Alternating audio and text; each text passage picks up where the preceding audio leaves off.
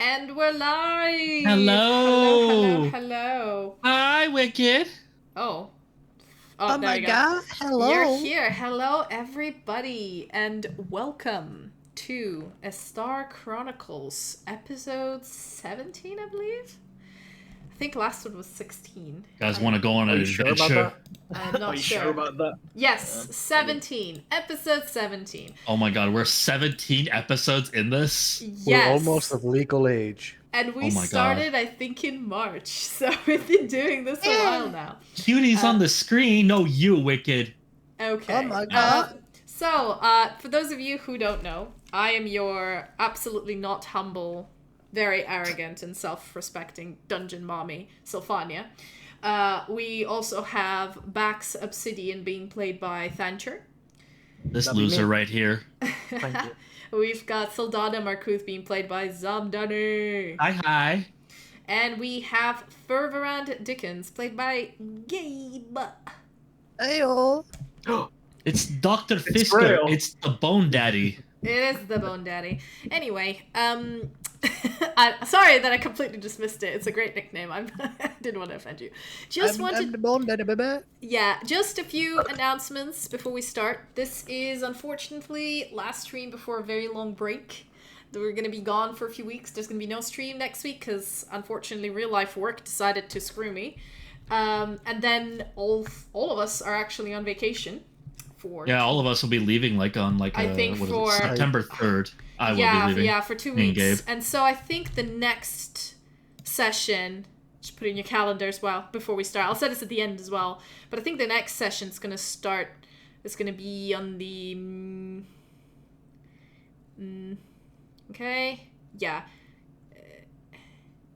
19th? Yes. Probably? Was it 19th? I think it's 19th. Wicked has followed. Oh my god. Thanks for the follow, Wicked. Sorry, I'm just trying to get the math here correct. So it's 22nd. No. Yeah? No? Yes. I would like to add to this announcement that hello, I am known as work.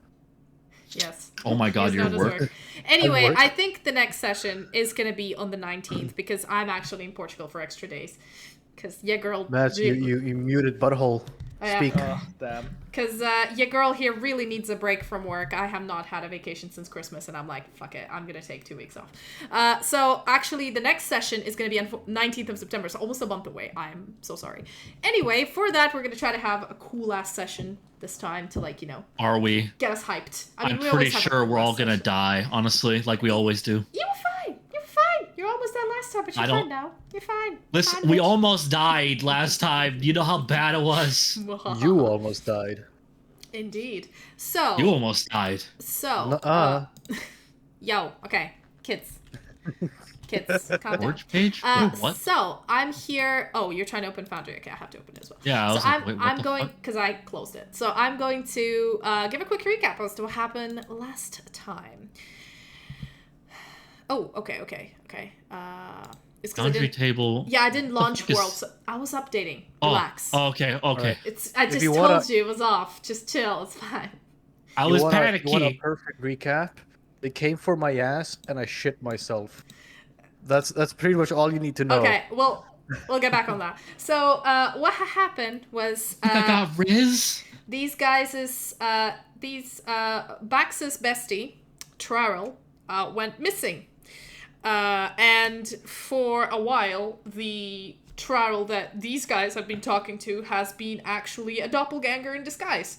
So these guys ended up trying to go save Trarrell from wherever he was missing. But before that, they made a deal. Well, Bax and Trarrell's dad made a deal with this doppelganger that to get the location of their boy, they need to find a pouch of some sort. Oh. What is Oh my going on god, with they died. people's cameras? They just No, died. I had to turn on hardware acceleration. I see, that's why. Okay, because I was just like, what? Bro, I can't believe we both did that at the same time. It I scared did me. that too. How did you both do that at the same time? You both are literally in 2 different countries. It I scared me. just scared looked me. up That was did not this baby. coordination. That was Okay, not okay. coordination. So back to the recap. Anyway, Okay. you guys managed to find the location of where the item is that you needed to find. You went into the house, you immediately went to the basement and stumbled upon Trarl. You've released him from the prison of mirrors, which were trapping his soul, and as you were leaving, you decided to murder your way out. Unnecessarily just murdering civilians, but you did that. And then... Listen. What they were doing to that cheese was a crime. Worthy of execution. Honestly. Fair enough. But as you guys managed to save Trarl, you sent him, Luba, and his dad out of the building to, take him to a safe location, while the three of you stayed to actually find the item you needed to find for the doppelganger, because the contract was still ongoing. Hello, Psycho Pandas? So you ended up going and looking around the house, and of course you split up, which was amazing for me. You split up, and Sylfania went to the basement and was looking around the bathing area, trying to break a fucking fountain. Did find there was a weird pentagram on the floor, but apart from that, basically, shenanigans. And you've damaged your sword, so I have that written down, so if you ever try to use it, until you fix it, there's stuff on it. Meanwhile, Bax went up to where, because he had detect magic, he went up to where the pouch, well, he thought it was, had a bit of an issue opening doors, but ended up finally opening that door, finding the item, and, rummaging through the room, trying to find any sort of information. While this was all happening, Ferbrand decided to just go in the dining room, and he stumbled upon this big monstrous thing that he wasn't even sure what it was, that just kept trying to eat him. And so he's, the rest of the episode was them running around the house trying to fight off bats, rats, maggots, this big thing. And obviously Ferbrand got bit by some rats and got disease and then shat himself. So that happened. Sylfania was vomiting all over. Bax had real big trouble with the bats. Anyway, it was a chaotic episode. But we end up on... we ended the last episode on the fact that the three of you exit the building, breathing heavily. It is currently like midday to 1 p.m. Bright outside. People are still hungover, so there's like an odd one person on the street, but everybody's, hungover from the previous festival the day before, which you guys completely missed. And it episode ended when you got prestidigitated by Bax, and Luba and Charles' dad ran up to you and obviously asking what happened, because they left you in a pretty good state and came back to you almost dead. So let me put some daily ambiance on. I don't know. Yeah, you're welcome for Well, that one, Gabe. ambiance. Hands full of shit. You're welcome. I made that disappear from you.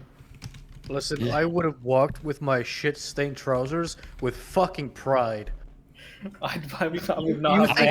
think I'm fucking embarrassed? I will shit myself again right now to prove a point. I still remember how much I literally cried laughing. Literally when you described all these bugs and rats crawling up your ass, and you were just like, I'm gonna shit right now. It's in my ass. Fountain. They're crawling for the gates of heaven, and I am God's Noah. Or Noah's Ark or something. It was a quote. No. It was a quote. But anyway, you guys end up at the front of the house. You turn around, and even if the door's open and there was absolute carnage in there, you can see nothing. It looks pretty normal. And Luba runs up to you and hugs you, Sylfania, and looks at your really greenish face. And seems to be like, oh my god, we left you for 2 hours. What happened? It was really bad. Okay, Really, listen. really bad. You look really bad. We have to get off the Really street. bad. We have to get off the street. And I don't feel good. Let's What for my ass? No. What after my ass? He got himself so fucking Come on, hard. guys. Let's just move. Can Keep it going. Can you carry me? You're gonna have PTSD later. Okay, Not well, now. well, I can try, but okay. And Luba, who you can see on the picture here, basically tries to put your arm around her, and she's not very strong. She tries to lift you a little bit, but then struggles a bit, and tries to carry you off into a nearby alley, because people start already going around this area, because it is midday, it's not early morning, and you guys kind of want to stay out of sight. Trial's dad sort of helps you out further and you guys, I say, just manage to go into an alley before you head anywhere. So, just for shits and giggles, give me just a group stealth check. Oh boy, stealth checks already. You know, I'm really good at those, but the game likes to fuck me sometimes, you know? Can I get disadvantage for constantly mumbling how they crawled into my asshole? Yes. If you want to impose a disadvantage upon yourself. They crawled in my ass. Who am I? They were crawling up my And a ass. 2, baby. Are you fucking kidding me? Wow, that was bad. What did the rest of you get? I got a 22. I got an 18. I was like, I'm just gonna try to pass let's this see off. what and he's just Luba screaming. and Belloir get. Okay. Bruh, gotta Ooh, find God, that's bad. Okay.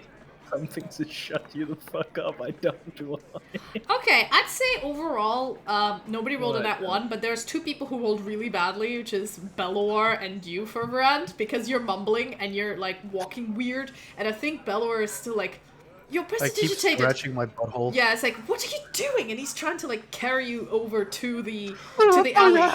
But you guys are making too much, making too much Evan, noise. shut the fuck up. Donovan, shut up, or I swear to God, I will shut you up.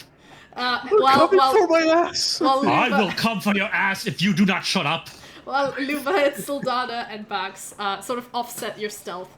I'd say you guys managed to be. I mean, it's not a difficult stealth check. I would say I would try to cover his mouth as much as possible. Yeah, you guys managed to sort of stay quiet enough in an alley where passing people don't notice you, and you can have a quiet whispered conversation if you need to, but you probably want to change location to somewhere more private. That's lower record right there. So Luba sort of crouches next to you and pats your head, Soldan, and goes like, "Oh, I would really help you, but I'm really out of spell slots." I am gonna man. throw up. Whoa, that's meta. Well, Oh, come on. I'm all tapped out for today. Let's just okay, fine. If you don't want it to meta, I'll say it this way. Jesus Christ. I don't care. I really don't care. I'm all Ludovic. I don't have any more magic juice in me. I'm out of mana. More lumber is required. Jesus is no longer on my side for today. Need more pylons. It's all the good stuff right there. All Yep. of the good stuff. Yep, so that is correct. But she's looking at you, she's like, we probably need to take you to a cleric or something, but I don't know. Not after we've seen in there. I don't know who to trust. I'm so confused. And That's Belloir, what I went through. I need a Let's just- fucking therapist. yeah, and Belloir at this Okay, point like yes. does the whole like slapping her face, like, get yourself together, girl. These are soldiers. You don't know the battles they braved. So what? Fucking maggots crawled up his ass and rats bit his dick. Who cares what the soldiers do? You hit your dick? Bro, if that's what Probably. soldiers do, I quit from that. I would never go in. Anyway, you honestly, I'm just gonna retcon this that you guys are all completely tapped out of everything you had, Belloir is like One key? yeah. Oh, okay, fine. You have one key left.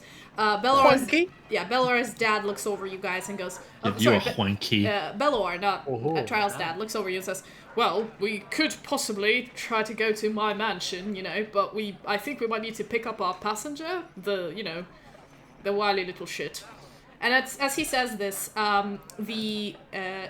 Trarel looking motherfucker comes over and sort of goes like... The guy that looks like our friend, but is not actually our friend. It's just a shapeshifter. Yeah, does a little clap and says, right, you guys did it. I mean, you got lucky. I mean, honestly, just as you guys ducked in here, I saw some people heading over that way, so I think we might want to fuck off as soon as possible. Can I roll to see if I will throw up on him? Yes, please, give me a Can constitution I saving. prestidigitate it mid-air? No. Wait, constitution No, saving don't throw, ruin please. my joke like this. Come on. Fuck you, Mads. I'm like, No. So as he's talking, he's saying like, knowing you guys, you probably have left a mess in there, so they're probably gonna find out. You know what I have to say to you. You.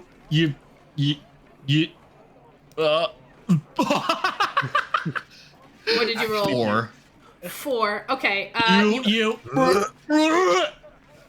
Yes. Bax, you wanted to prestidigitate in midair. Give me a dexterity. No, do not ruin my fucking joke. Give me a dexterity saving throw. How dare you, you bitch. With disadvantage. With disadvantage. I will pinch your fucking nipple and twist it. He'll like that. Stop it. Yeah, you're trying to make that not gonna happen. That's the first scene. Disadvantage. Oh, right. Sorry. Yeah, Disadvantage. You fucking idiot! What the fuck are you doing? You fucking idiot! You gonna roll me fucking disadvantage, you dumb motherfucker! You don't know what the fuck you're doing. Well, that's 2 either way. There you go. Yes. So as Sildana is about to hurl, you put your hands up to prestidigitate, and it's like a little droplet falls into your palm as the majority of it goes up.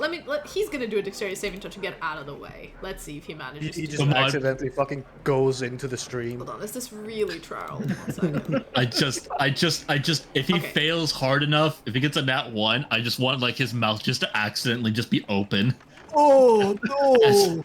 As I'm just projectile vomiting in his face. Nah, he rolled an 18. As you're vomiting, he basically like sidesteps and gives you this look and goes like, right. Anyway. Can I do it into Bax's then? Just like a little on the side. Yeah, Bax put up an arm underneath you because that's a reflex for people. Apparently.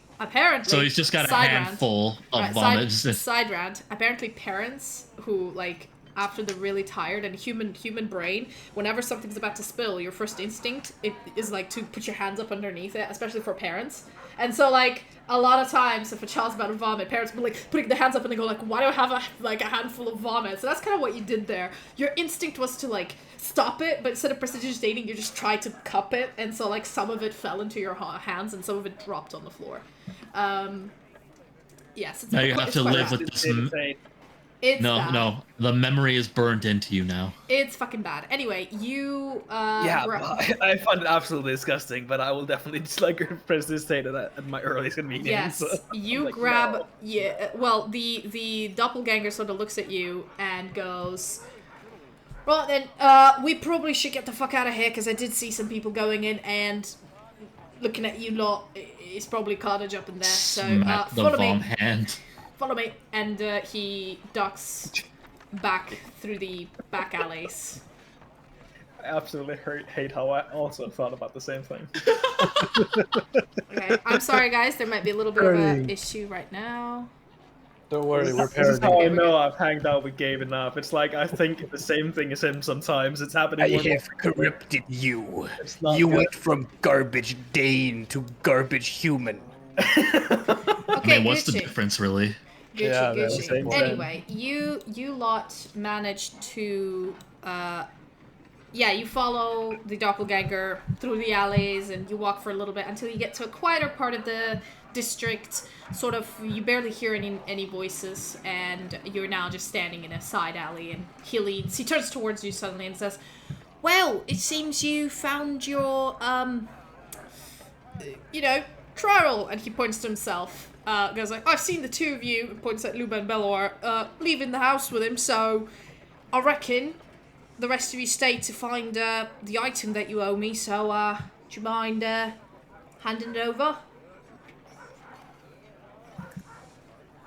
Oh yeah, we were looking for that. I think nothing. As you pull out... I don't care. I just like, I'm done with this. Yeah, as you pull out the pouch, he immediately snatches it out of your hand and goes, "Thank you!"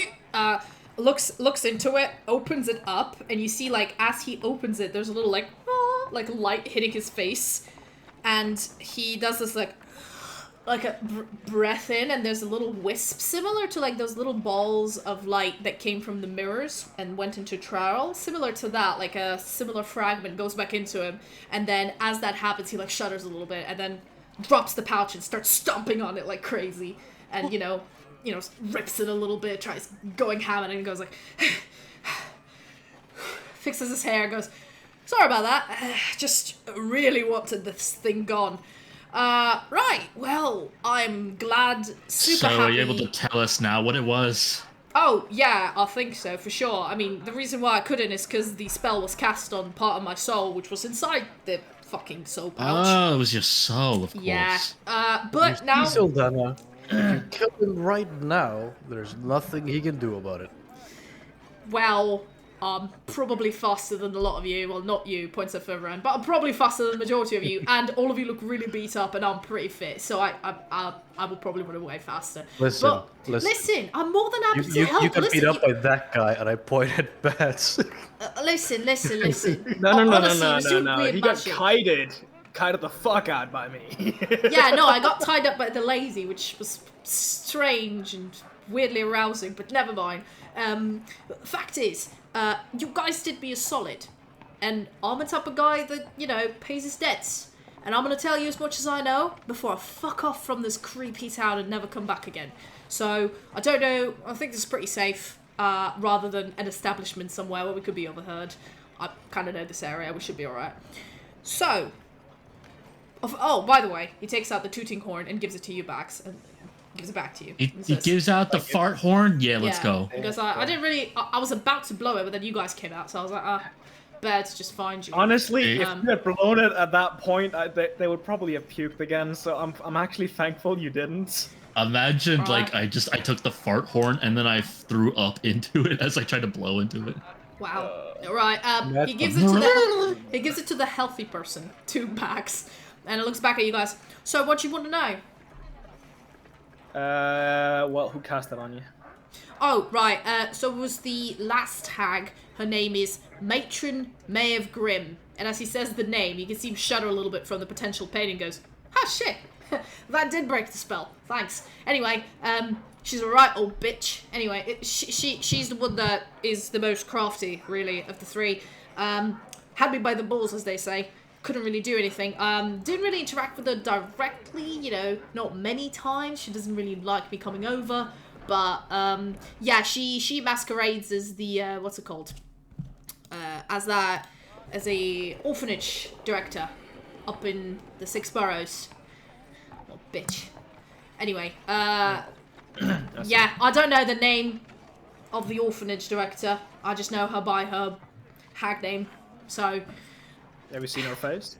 Oh, yeah, no, for sure. Yeah, I've seen her face. Know what she looks like. Can you make a drawing or explain it really well? I could try. I'm not very good. Hold on. Is Trarrell good at drawing? Do you know? He's reasonable. Okay. Well, I didn't really spend that much time with him, so I only look like him. I don't really sound like him anymore. But let me try. Let me try. And he takes out a piece of paper and starts sketching. He's gonna give me a performance check. Let's see, can he draw? Just gonna be normal. Can imagine if 21.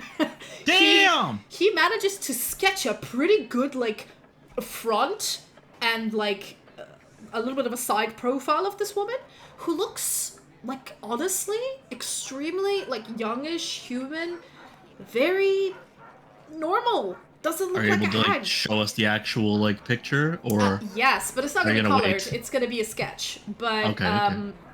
I can show you. Just imagine this in a sketch format. I can show you the picture of what she looks like. Okay. Very nice. Hold up. So she has these dark hair, a little bit of a prominent nose, brown eyes, sort of warm smile. This looks like a mom. Yeah, when he draws her, he doesn't draw her with a warm smile. He draws her like with a really bitchy expression. But basically, she always has her hair up. She always wears these. She looks like a teacher. She looks like an orphanage director, literally. like a teacher, like a very basic woman. And yet she eats babies. Dying in every movie.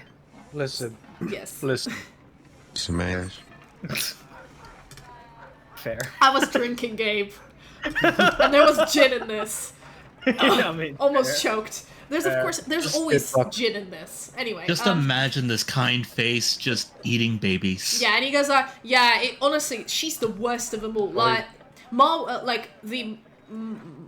whatever, marsh giggle bitch, like the one that was in the lake. She was just creepy, okay? She just liked disfiguring pretty people, but at least she was so ugly she couldn't get into town anyway. The other one, she was kind of quiet and, you know, real fucking bitch, but, you know, she could cook. If it wasn't with body parts, she was kind of alright. Did treat me like a fucking delivery boy, which was annoying and never tipped. But this one, you know, beats the cake. Because unlike these bitches, she didn't really need me to bring her anything, because she had her own operation going on. Because, you know, apparently, when orphans go missing, nobody questions it. And apparently kids taste better. I don't know. Anyway, one more thing. In all your time you must have really thought about killing her quite oftenly, right? Oh, yeah, for sure, yeah. Have you come up with any ideas or maybe any advice you could give us? Well, honestly, not gonna lie, she didn't really give me that much time to, like, research my own thing. She kept, you know, because I told you how the operation worked of me delivering people to the hags, right? It was, I had to stake out a person, figure them out, read their mind a lot, you know, get their trust, lure them out, basically transform into them, have the hags eat that person and come back as them and, you know, find the next victim. It was literally a fucking grind. I had no holidays, no days off. I mean, you guys have killed 2 hags. I mean, you probably know more. Except, one thing I can say about that one. These pouches, and he points at the one he just broke, like, she's an expert with these. She manages to hex people. She's probably has this stashed across this town with a bunch of other people to fuck with their brains. Like, she just likes messing with people. And if she ever grabs a piece of your soul and puts it in one of these, she owns you. Like, she can cast spells on you when you're not even there. She can just cast them on the pouch. So it's like a voodoo doll a bit of you, but it's got a piece that's of your something soul. to keep in mind. Yeah, like, well, I'm not really sure how she does it. I'm sorry, I'm not very versed in magic per se. It's fine. We'll probably find out eventually. I mean, that's all I know, really. They don't tell me much. I don't know what operations they've got going, but all I know is a lot of people involved and it's pretty big. And I don't know the names of everyone, but Maeve Grimm, definitely one of them. Maeve Grimm? Well, that's her hag name, apparently, because when she cast the gear spell onto my soul, she had to say it, so that's why I heard it. I don't know her name under which she goes here. It probably would be different. Most likely. But, sorry. I mean, I gave you what she looks like, so you've got something. She doesn't usually change this look, because it's nice. It's, like, very nondescript. People don't really suspect her of anything, so she kind of digs it. So. She looks like the kind of person who'll give you the sloppiest toffee before eating your kids. Bruh.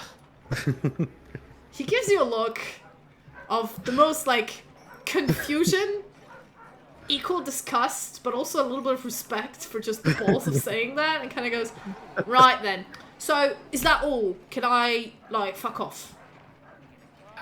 And you got no idea what the plans are at all?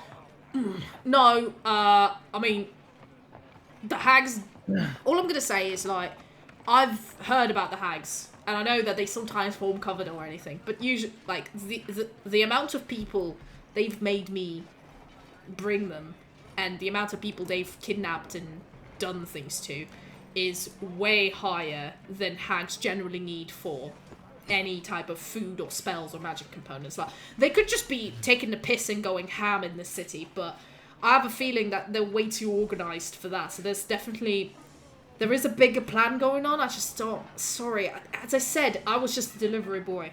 They don't tell me shit. It may have something to do with the festival. I mean, the festival's just gone, so Yeah. if it was, then it either happened or it didn't. And you have not seen wait, any other so-called delivery boys. Hold on. Did you say... Oh, shit. Okay, so about that, you know how, as Trarel, when I came to you, Bax, and I said that they might be doing something this festival, that was a bit of a riff. I just wanted to get you out of the city to the woods, so I needed you guys urgently to get the fuck out of the city, so I just came up with this thing that they're gonna do it at a festival. That was me. So I mean, they could have done something at a festival. It's just, as I said, I needed to get you out of the city fast, and what better excuse than, hey, the Pags are gonna do something right now. We need to stop them. Okay. We got it. Right. Okay. Perhaps. Is there any place we might ever find her alone, Mavgrim? Oh, I don't know. I mean, the only two places I've seen her around is sometimes she comes here, but most of the time she sends one of her kids to like pick up some sort of like boxes or something. And then, you know, back at the orphanage, she doesn't really do things. All I'm hearing through all of this debating is that we need to burn an orphanage. Sure. No. You know what? No. Guys, you do you. I'm gonna be fucking far away from here when you do it, so I don't really give a shit. You better be, because if I see you again, I'm Oh gonna no, break your trust me, I'm not coming back to this city. I might even get the fuck out of this empire. Like, I hear Shamot's much more fun. Might even go down to the Timberlit Empire in the Underdark. That should be great. Maybe, I don't... Send letters once or twice. Have a good one. I really won't, but enjoy your life, guys. And he just runs off. Still looking like Trarrell, by the way. I wave him as he's walking by. I hope you die an early death. Sure thing, man. Keep hoping. Bye, everybody. Have fun raiding the castle. Alright, what? Okay. I want to sleep. I'm done with today. Wait, what did you say? Raiding the castle? What? Yeah, I was making the Princess Bride reference. Oh, okay, yeah. Bye, kids. Have fun raiding the castle. Yep. So you guys are left alone in this alley, and Belloir's like, oh, you're free to stay at my mansion. The double took us quite close to it, so we could just, you know, go over there. And he then hisses a little bit, and he looks down at his arm, and when there was a little, like, red sigil of the blood contract, it, like, disappears off of his wrist. And he goes, oh, well, that's good. Not going to die then. Come on. And, Not yet. Yeah. Thankfully. But yes, Well, you guys probably need a shower after this. Yeah? But we don't know. We don't know when they're gonna attack. I wanna but soak in hot rushing water for hours. Yes. Honestly, Belloir, could you prepare a bath in your mansion? oh, no, of course. We have 7 bathrooms on the first floor, and I think 12 more on the second. We're fine. Come on. And he... Yes. So, you're the only one that can take care of us. Yes, he like, looks pretty healthy, but just tapped out of magic, and he's, like, helping carry you along, and, he, you know, at this point, he's trying to stay quiet, but he's very ostentatious. And you guys make it to the, Belloir Mansion. I'm gonna bring it up again for those of you in chat who haven't seen it. Whoa! At this point, it is about 3 p.m. because all of this, like, you're not moving very fast. So this is Falonel Mansion. You guys end up coming in, and there's a giant fountain, there's water everywhere, so you could just dunk in it, but he's like, no, we've got proper bathrooms with internal plumbing, so we're fine. And he goes back in, and you notice that a lot of the carriages are still there from the party last night, while a lot of them are gone.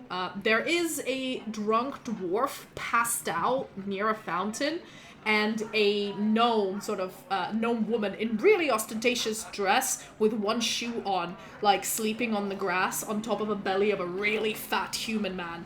And then, you know, Belloir looks around and goes, you know, it's good I saved my son, but I'm a bit pissed off that I've missed a fun party. And Luba's like, Wait, look at this, and I push the dwarf into the fountain. sure, he's asleep. You push him into the fountain, he goes, ugh, drops in there, there's a splash, he wakes up and goes, be the mother of fuck, and starts swearing, but he can't see anything yet, and at this point Belloir's like, that was funny. And he goes, Screams underwater and stuff. he goes, I got Polsky, and this guy goes, come here, you fucker, and he looks up at Belloir and goes, oh, and tries to fix himself and his beard, but he's soaking wet, fully hungover, smells of like he drank a liquor cabinet. A lot of people are starting to like stir. Probably did. Yeah, but there's a huge party, and he's, you know, your Belloir sort of looks back to you guys and says, just go inside and tell Marina to set you some baths. Bax, you know what to do. You've been here enough. You know which servants to hassle to get things done in here. And he comes back and, he starts chatting to him and, to some of the guests. As you go back in, Luba helps, she's now having to carry 2 of you, so she's looking at you expectantly, Bax, to help her with Sildana and Fervorand. And as you guys are heading... You lazy piece of shit. As you guys are heading inside, she's like, we brought Traddle here, so it took a while. Sorry. And then when we ran back, you guys were already done. God, I'm not done for all this human people carrying. Come on. Yeah, you wanna share the shower with Sildana? You're so strong, Lupa. Okay, sure, I'll help her bathe, because I think in her state, she will probably either throw up and choke on that. I'll regret this for a while. Febren, come with me. I grab Bax's shoulders and I go, Bax, I need you to wash my butthole. Bax, I need you to check out my ass, please. I need you to make sure there are no more maggots in my ass. Please, Bax, you gotta do this for and me. as you say this, Just do this for me, please. As you say this, a beautiful, pale white dragonborn woman, is Marina, who is the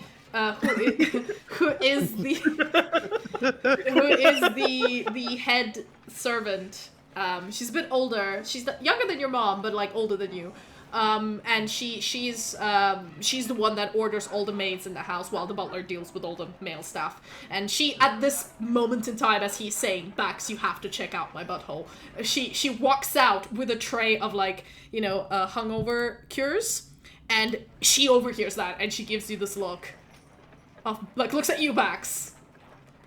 With an expression of at the start, literally like I did, and then I look at him evening. No homo. It's not evening, but hey. Evening, Bax. Don't worry about what you heard there. It's okay. Don't worry about it. That's fine. Master Belluar has allowed me and my companions to. I get have it. You need a bath. And whatnot. You need a bath. I'll sort it out. One for the ladies and one for the guys. Of course. No, I mean, we can provide you each a bathtub. I mean, at the moment, none of the guests are bathing, and we have plenty. But she turns around to get some maids cutting over, and you see them hustle immediately. All of them look exhausted, because they've been up all night, and then most of last night cleaning and cooking, and up most of today dealing with the drunk guests. But she's one of the maids is about to fall asleep, and she snaps in front of her face and says, "You're gonna have 3 days vacation after you're done with this, but please, hustle." And the girl goes, "Oh, sorry, Miss Marina," and runs off. And they're all doing their thing. She looks back at you, Bax, and says, "Anything else I can help you with? Maybe call a doctor, a cleric?" And she keeps looking up Fervorand, who's looking really sweaty and pale, and grabbing your shoulders and saying, "It's up my ass! It's up my ass!" I mean, I have 4 health as well. I'm also pretty mangled. It's on my ass. I will call a cleric over. Okay. Call a fucking exorcist. Sure. I mean, I think most of them would still be after partying from the festival, Jesus. but I'm sure I can whip up someone who wasn't attending. Walk into a fucking rave. They're on my ass. Okay. Just, where the bathrooms are. You can use the ones on the ground floor, because I don't think you guys can go upstairs in your state. So it's fine. Thank you so much for your help, as usual. Not at all, Bax. Not at all. It's fine. Oh, and tell your mother. And he goes, "No, not of course. It is my job to make the house run smoothly, and even though the Falonel family are lovely, they don't make it easy. Anyway, do tell your mother I said hi. I wish she would come more often. I miss you guys, but yes. I will do. I have literally a million other things to do, so unless there's anything else, I'm gonna head off, okay? You can scoop. Yes. Okay, lovely. You have a hot towel. No. Immediately, as a maid rushes by, Marina balances the tray with hungover cures on her side, gives the most elegant turnaround, plucks a towel, gives it to you, says, "Here you go, sir. turns around and walks out into the garden where there's a bunch of drunk people, and you see her sort of really, like, elegantly, completely calm, with a smile on her face. Listen, Bax, I need you to put your hand right close to it and just get up in there to check. I need you to go elbow deep to make sure that there's no more baggage. At this point, Fucking elbow deep. At this point, Luba just looks at the two of you and says, "Okay, well, you two do that. Sylfania, I'll be using the retractable nails for this one. You're coming with me. This is getting really disturbing and personal. Not my business." And she drags you away. She drags you away, Sylfania, to a bathtub. Your hands are so soft. I know, I moisturize. And, you know, as she's saying this, you guys see her turn the corridor and, you know, she takes to a bathtub and, you know, helps you wash. She takes off her, like, metal armor, but keeps the underneath, like, bits. And she's still fully clothed, but she, like, takes off the clanky bits, and she helps you, like, wash your hair. And, you know, she like, she doesn't have any spells on her, but you see she knows how to handle, like, basic wounds, like bites and other things. The maids have been, like, they go into a room in a whirlwind of skirts and things, and then come out and everything is done, like in a cartoon. And you're just like, whoa, that is efficiency. The staff here is extremely highly trained and very well paid and good benefits. But they have to endure these kind of parties once in a while. But again, compensation. As long as you get paid a lot of money, this is okay. And yeah, you have a bath, so unless you guys want to chat while you're bathing. I'm getting bathed by a pretty lady. What are you guys doing? Also, fisting each other. That's what you're doing. For those of you in chat, just gonna show you again how Sylfania looks like. I'm an old lady. I'm an old elf lady. This is Sylfania. Yes, as me. She is being bathed by... But hold on. Old folks home. Oh shit. She's being bathed by Luba. Such a pretty young lady, look at her. Meanwhile, Fervorand, who is over here... Fervorand, who got his ass raided by rats. Is I assume being helped into a bathroom by Bax, who looks like this. I mean, technically he prestidigitated my butthole. So, I mean, it should be clean. Does prestidigitation work on the inside? I don't think it does. That's a question. But my answer to this question is that no matter how much you scrub, you'll never be clean, Justin. You'll never be clean, Justin. So, I'm going to stop this. Yeah. If that's okay. Because you know this is going to get chaotic. I mean, hasn't it already? I'm just gonna go. Stop. There you go. Got a Mommy flash. said no. Mommy's bad. Wait, where's I have a sprayer. No, there you go. Bad. That's an what's it called? That's for that's for cleaning vents for computers and stuff. So there you go. Anyway, you guys have a warm bath, you calm down. You're still diseased, you still feel ill, but you're not feeling like ridiculously like you want to vomit every second of the day. You're fine. You're just feeling groggy, and also, if you recall, your hit points are permanently lessened by a certain number. And I told you this last session, and I don't remember what they are. They were below 6. I think with you, for Rand, it was like 4, and I think with you, Sylfania, I don't remember what it was, but... I'm at 24 right now, so I don't know. I told you to keep track of, it's something that is less than your max hit points. And that's your final... Like, that's your hit point... Currently have 8 HP right now. But, yes, but your total is 24, right? My max is 24, yeah. Yeah, because I think it was like 28 or something, but so you cannot heal higher than 24 until you cure this disease. For Rand, I don't remember what yours was, but it's the same. So you guys are feeling not completely horrible, but still like there's something in you that's toxic and you don't know what it is. Guys, I think there's something in us. I think there's some sort of disease. Disease, yeah. Yes. And you guys finish your baths, and as you come out, Marina has brought over a cleric, who, and the person that she brought over is a familiar cleric that you've met before, and her name is, I'll show you what she looks like. And you tell me if you remember who she is. Unlikely, because I make these names really difficult. But there you go. This lady. This lady comes Oh my up. god. Every time I see this face, I immediately forget that she is supposed to be like 4 feet tall or something. Yeah, she's a halfling. It's hashtag lady I have never met in character before. Yeah, this is no, you did, because you met her when you guys went to the episode 3. You guys went to harass the clergy, and you've met her there. I remember that. But anyway, her name is. She looks at you guys and says, "Oh, I don't know if you remember me. I'm Acolyte Breben Brockhouse." Wait, that's not her accent. I'm so sorry. That was Luba. I apologize. I got confused. How dare you? She goes, Shame on you. She goes, Call yourself a voice actor. Hello, guys. Oh, I'm so sorry.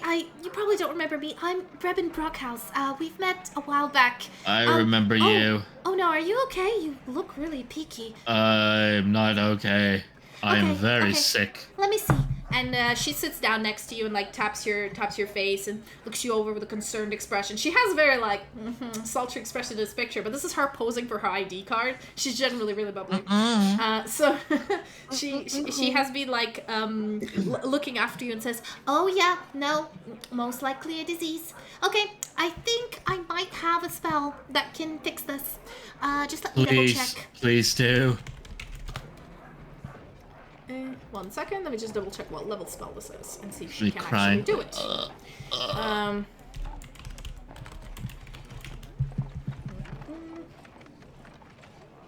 Where's the spell? Is it? The spell for like curing diseases? Yeah, I know Lay on Hands does that, but does what else does it? Cure poison? Lesser restoration, I believe. Yeah, I think Lesser Restoration does it as well. I know Paladin's Lay on Hands does this. Yes. Yeah, Lesser Restoration is fine. It's a 2nd level spell though. So she's like, okay, I cannot do too many of these a day, but I think it's who else is sick? I think there was another person as well, I've been told. Okay, I think I can yes! I literally just go like this, and he's just in the back, like. Okay, I'm not even lying on my back. I'm like face down, like okay, almost I can do both of these, but and as she starts curing you, Soldana, first, you feel the illness sort of seep out of you. But you notice that Breben, as she's trying to get the sickness out of you, she's like concentrating and goes, this is really difficult.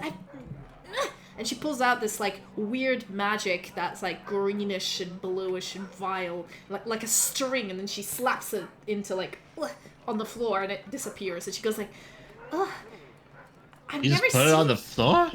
You know, I mean, it's gone. It's just, I've never seen a disease like that before. Oh yes, there's some very bad monsters in this town we've been fighting. What? Okay, hold on. I'm just gonna cure him because he looks really bad, and then I'll come back to you. She lesser restores you, and she goes like, well, I can't do this again, so try not to catch it. I hope this wasn't contagious. Don't fucking tell her shit. Why not? Of course, I do this very silent. I'm like, she goes over. I'm like, but you did it right in front of her, so she is gonna roll a perception check. No. I would hear it, but I would loudly say, "What do you mean?" Let me just tell her. Yeah, it's already happening. So let me just see. I ruined everything. I'm sorry. What's her? Okay, she's gonna try to do a perception check. That's wisdom, right? Okay. Okay, give me a stealth check, please, Bax. Not you, Soldana. okay. That's because I'm not being stealthy. Obviously, I am the best at stealth checks, and obviously a 6 easily beats the... A 6 does not win. Okay, she rolled an 11, so she did hear you say, "Don't tell her shit," and you're being like, and Breben looking at you and saying like, listen, I'm not trying to pry into whatever your business is. You're individual people doing whatever you do. But if this disease is contagious, we need to know and contain it. I hope nobody else is ill. I can only do this twice a day. Well, as she says, we need to know and contain it. Like I grab her hand and look her dead in the eye with eyes of horror and go, "They went up my ass." Oh boy, that must be really bad. I'm so sorry. But when I was doing the restoration on you. I didn't see or sense anything in your posterior, so I assure you there's nothing there. There's a reason for that, is there? There's a reason for that. Did you get elbowed deep in there? She turns around with a weird like finger. Why do you think he says ass was like slightly leaned up? There was a reason. Oh my. Okay. That is really none of my business. Whatever you do behind closed doors is your business. But listen. In code thoughts, I pull out the memory. I don't need this. Do you need a spell slot for that?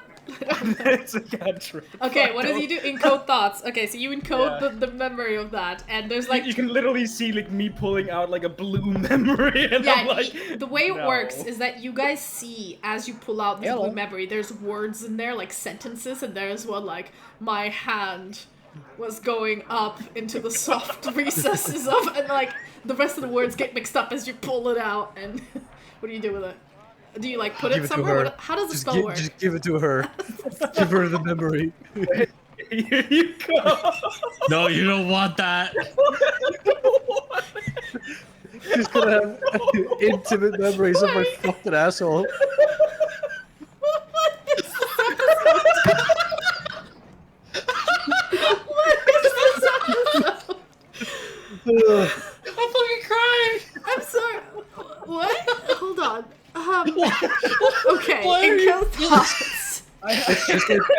It's just a Vietnam fucking flashback of me screaming, "It's in my ass!" And then like Matt's scooping up my fucking full on male POV fisting asshole. Okay, so apparently to receive this memory, you need to actually cast the spell again. No, don't waste your spell slot, you dummy. It's a cantrip. It's a cantrip. So I think what it does is,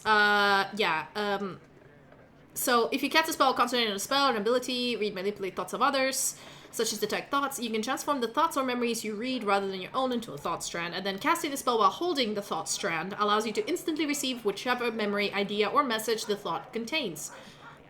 Or casting detect thoughts. So it's basically you make your thoughts physical. So you pull it out, and it from the string of words turns into this like bluish string with words that are interconnected on top of each other. You can't really read them, but you see like a word that pops out like asshole, finger, and they're constantly moving words, but you can't really get the full sentences. Please no. And help me. Send someone. Traumatic. I need an adult. And you have an adult. And you have a basically it then turns into this blue ribbon, and Brevin looks at you and says, "Whoa, that's I don't know what you just did, but that looked pretty cool. Take it.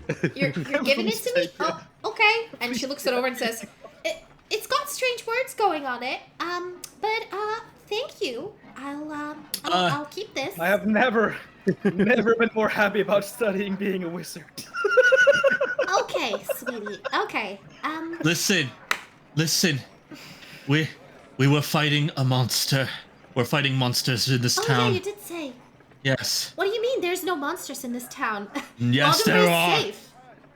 No, it's not. Okay. They have been in hiding. Okay. Hags. Oh boy. Okay, where? There's one more left in this town. We're trying to find them. Okay, But you can't say anything, because we don't know who's working for them. Okay. People are keeping sections. You don't understand. How do you know I'm not working for them? That was very, honestly, like, really quickly, I just want to, like, like, on the back of the head. Honestly, you just seem very nice. Ow, what the fuck? I would fucking love it. It's like, how do you know I'm not working with them? Because I stalked you for 2 weeks. And she kind of goes, okay, well, I'm not, but if I wouldn't just tell this to anyone next time, maybe, like, cast some sort of, I know you're a wizard, right? Cast some sort of, like, detect thoughts or something, you know? Just you know, being careful. That was a bit reckless. This is all I got. Okay, but, yeah, I mean, I know Bishop, oh yeah, I remember Bishop Senker wanted to talk to you guys, so I think he might be aware. This is way above my pay grade. We cannot listen. We need every ounce of help we can get. Okay. I can tell him. Again. No, you cannot tell him. You cannot. Okay. Please, you cannot. Okay. You have been chosen Well, on this day to assist us. Yes, we need a she just seems healer. uncomfortable. I know you're uncomfortable right now, but you're the. Listen, this is important. Whatever you do, stay away from the market. All right? Don't go to the market. Market? Okay. I kind of needed some paper, but It's too late. It's too late. You gotta stay away from the market. It's too late. Flee while you can. Give me a deception check. Watch out for the man with the one green eye and the claw. What's the one-armed man? Give me a deception check. What is it? What did you roll? Was it me? It was the one-armed man. I rolled a 17. 17. Let's God see damn. what's her insight. You're really trying to lie to her. Dude, what are you gonna fucking tell her? Like, yeah, we're gonna go kill an So you orphanage say director? don't go to the market. She says, oh boy. Okay. Well, I won't, and I'll tell everyone I know not to go to the market. I won't say why. It'll be a bit difficult because, well, we need to clean up after the festival, and it sort of was in the Southgate district. So... Don't go to the market. Okay. We'll Your do life that. depends on this. Listen. I won't. I promise. she failed it pretty badly. So she's like, I promise I won't. Okay. I have to go now. So good luck, you guys. Okay. Try not to get this disease again because this was really difficult, and I will not be able to help you today. And honestly, not every cleric could. This is pretty hard. So I'm just gonna go now. and Hey, you said you needed paper? I have a few pages. Here you go. Oh no, I meant I needed it for the class. Like I need a few crates worth. Oh. Thanks, though. Well, in that case. Thank you. That was very, very kind of you, and that's the spirit of the lady that we encourage. But, yeah, I kind of need a huge supply. So I'm gonna go and figure out how to get some, maybe in the library. But I won't go to the market. Okay. Bye. and she like waddles out, kind of terrified. So yeah. Sylvania. What? The fuck? What? Luba closes the door. We you guys are gotta help talking. out every innocent person we can. How do you know she is? And you're saying you're gonna help? I just have a You saying you're feeling. gonna help every single innocent? Like, Listen. those two in the fucking... What? They weren't innocent. They knew what they did. I fucking like comb my hair back and just immediately back to full composure. Listen, if she is working for the hags or if she isn't working for the hags, either way she's going to be spreading the word that don't go to the market. Probably because we said don't go to the market. So ergo, if the hag is listening in on us, she'll think we are going to the market. Fair points. Okay. But that was Okay, not well- the intent. That was a lot of mind acrobatics you did there. But okay. I'm also really tired and I think we are just completely exhausted even though it is the middle of the day. I would advise we maybe take a nap. This hag, Oh, I mean, she wholeheartedly probably, embrace that. I don't know. I mean, she looks at you Bax and looks at you guys. Considering our track record, I'm pretty sure we left a big mess inside that house, and if the hag or any of her followers would go in and check, they would know that somebody was here, and, well... They already know. Wreck the house, so they already know. So we're fucked either way. Might as well take a nap and get ready for him, you know? I'm sure she probably doesn't know that we know who she is. So... I'm fucking Geralt of Rivia, spread eagle in the tub, and I just go, Ayo. shade. I just go like, push him in.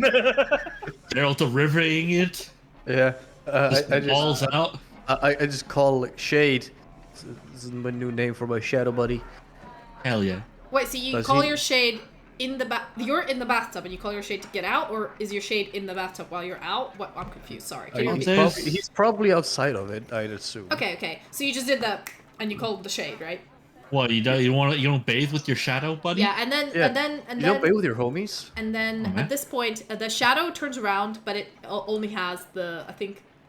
Does it have the one eye? Let me double check. It what has exactly the it's called. one eye. Or I think it doesn't have any eyes yet. It had one eye. There's a method to the madness, y'all. Hold on. I have notes here. Yes. Does your shadow have an eye or does he not? At the moment, I can tell you, he's pretty fucking stacked. He has one eye that's over here. It looks like the other one's permanently closed, and he looks at you with like a, starts trying to express with his eye in his hands, and he looks excited to be out. And then Luba is like, "Okay, so I've seen this a few times. Yeah. I don't see you have a mouth yet, but do you think you could help me to I stopped questioning room. this. And I kind of like, I reach for him to like grab my hand and help me up. Yeah, he tries to grab your hand, but he's kind of incorporeal, so he does it a few times, but you can feel a little bit of like some sort of a tug, but he's like a cloud. Like, he doesn't have a consistency. It's not working yet. We'll figure it out, don't worry. And his shoulders droop like a mime's shoulders as he's trying to help you. And Luba's like, okay, objectively he's kind of cute, but I'm slightly concerned as to how this is happening. Can I turn on the blinkers for a second and look at the shadow buddy? Sure, you turn on the blinkers, everybody goes, junk? "Ah! It's too bright!" Turn off your headlights! Oh my god, what are you, a fucking lighthouse? Literally, like this. I'm like blinking. You for those see who this? don't know, he can literally turn on his eyes like headlights. How do you think I got the maggots? And do detect magic, so you basically like flashlight it. I'm not gonna have like X-ray cancer from that. Yes.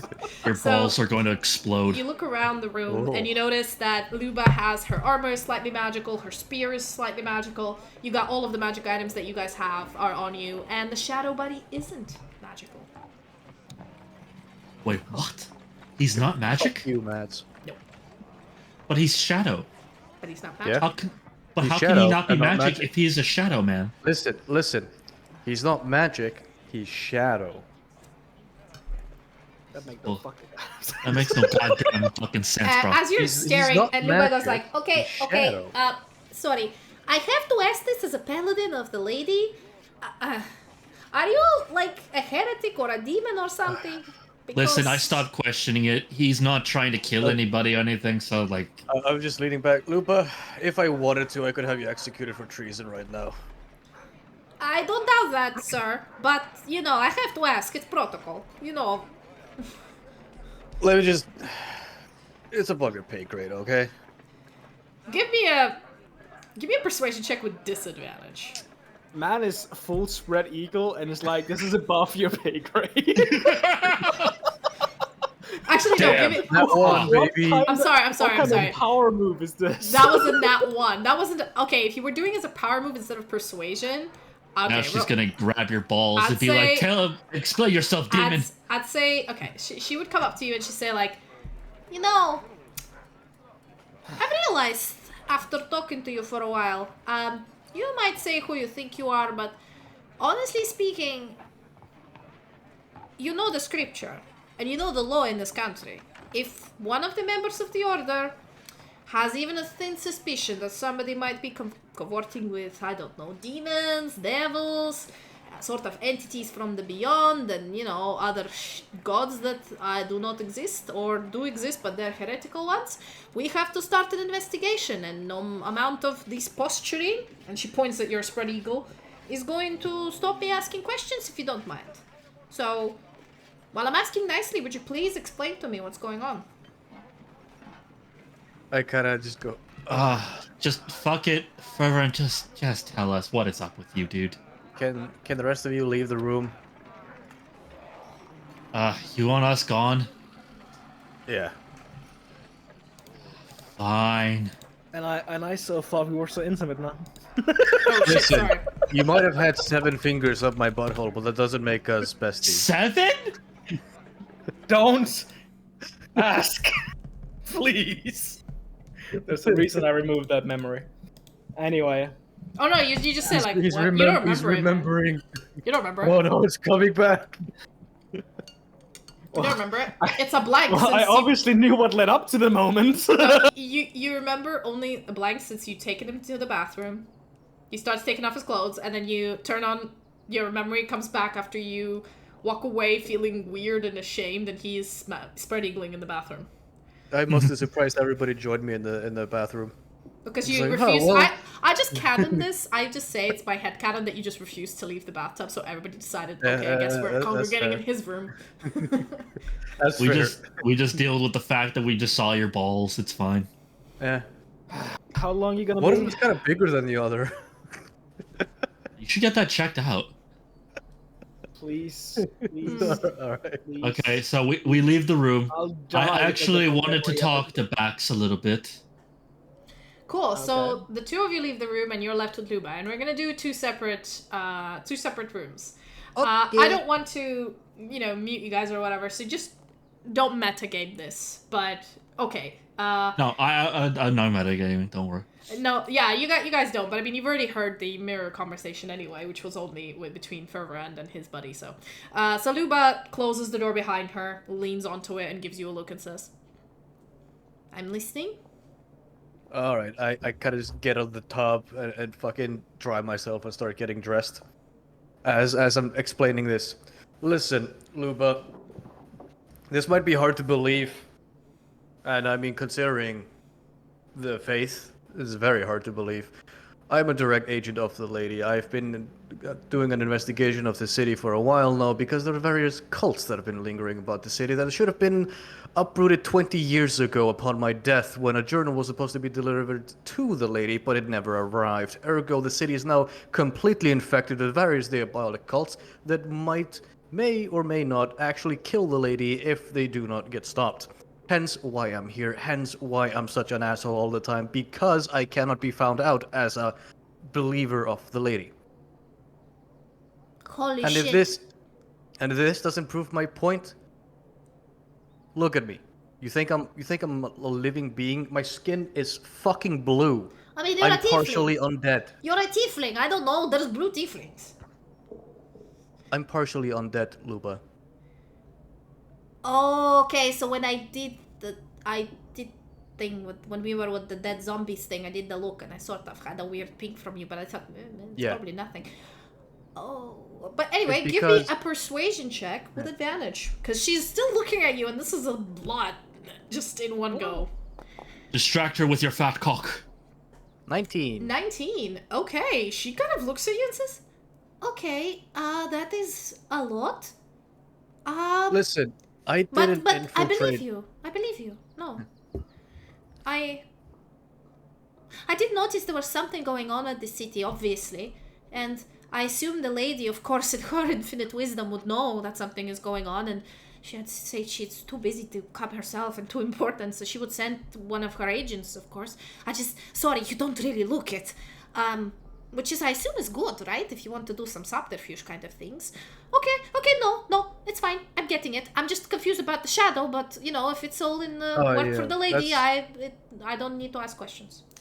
You want to know about the shadow? I infiltrated a cult for several. Sylfania was supposed to be able to contact, but then she got me killed as I tried to help her escape. I'm sorry, that's a big fucking thing. You don't hear this bitch. I don't hear it, but Yep. She was supposed to deliver the orders to her superiors that supposedly never arrived. So honestly, I'm questioning whether Sylfania is the infiltrator in this situation or not. What? Though No. I'm kind of doubting it at this point, considering how much she's risked to kill the hags. But you never know.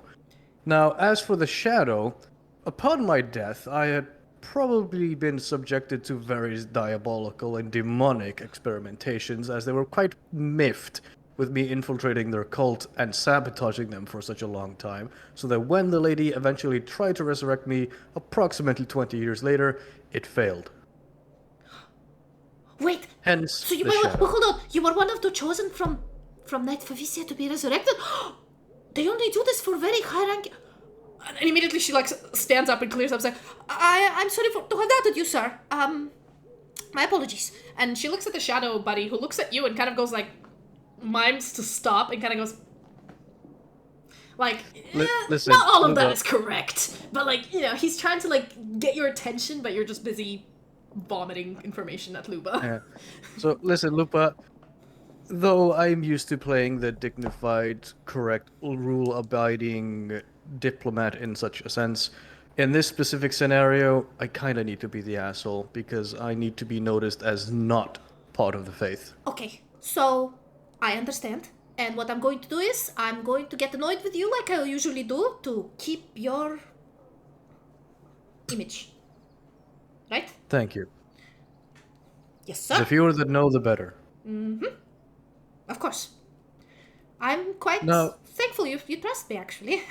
I'm very low on the food chain, you know. I've only just now made lieutenant. And she looks down at me. That's just proving his point. Yeah, now just pretend I said some sob story about failing law school and being on a drunken rampage in self-pity and regret. Okay. I can probably miss that. Or I'll just stay quiet. That works too. And if people ask, I'll just say, I'm not going to disclose other people's information, and that's it. It's usually better to give them a half-truth or a lie than avoiding answering. Actually, let me check. Is she gonna lie? If her deception is higher than 3, it's better than mine. Deception. Where's your deception? Sorry. Oh, yeah. She's like, you know what? No, I'm actually quite good at lying. So, okay. I'll think of something. Don't worry. Meanwhile, me and Pax outside. You're walking down the corridor, looking at paintings, and there's like, it looks like the house has been like, there's not toilet paper, but there's like confetti everywhere and glitter on the walls, and there's like weird 2 glittered hands, and above it 2 other glittered hands, and something that looked like a face being pressed against a wall covered in glitter, and one of the servants is like trying to get rid of it, but the glitter is like keeps falling on them, and they're like cleaning it up as the 2 of you are talking and walking and chatting. Let's see.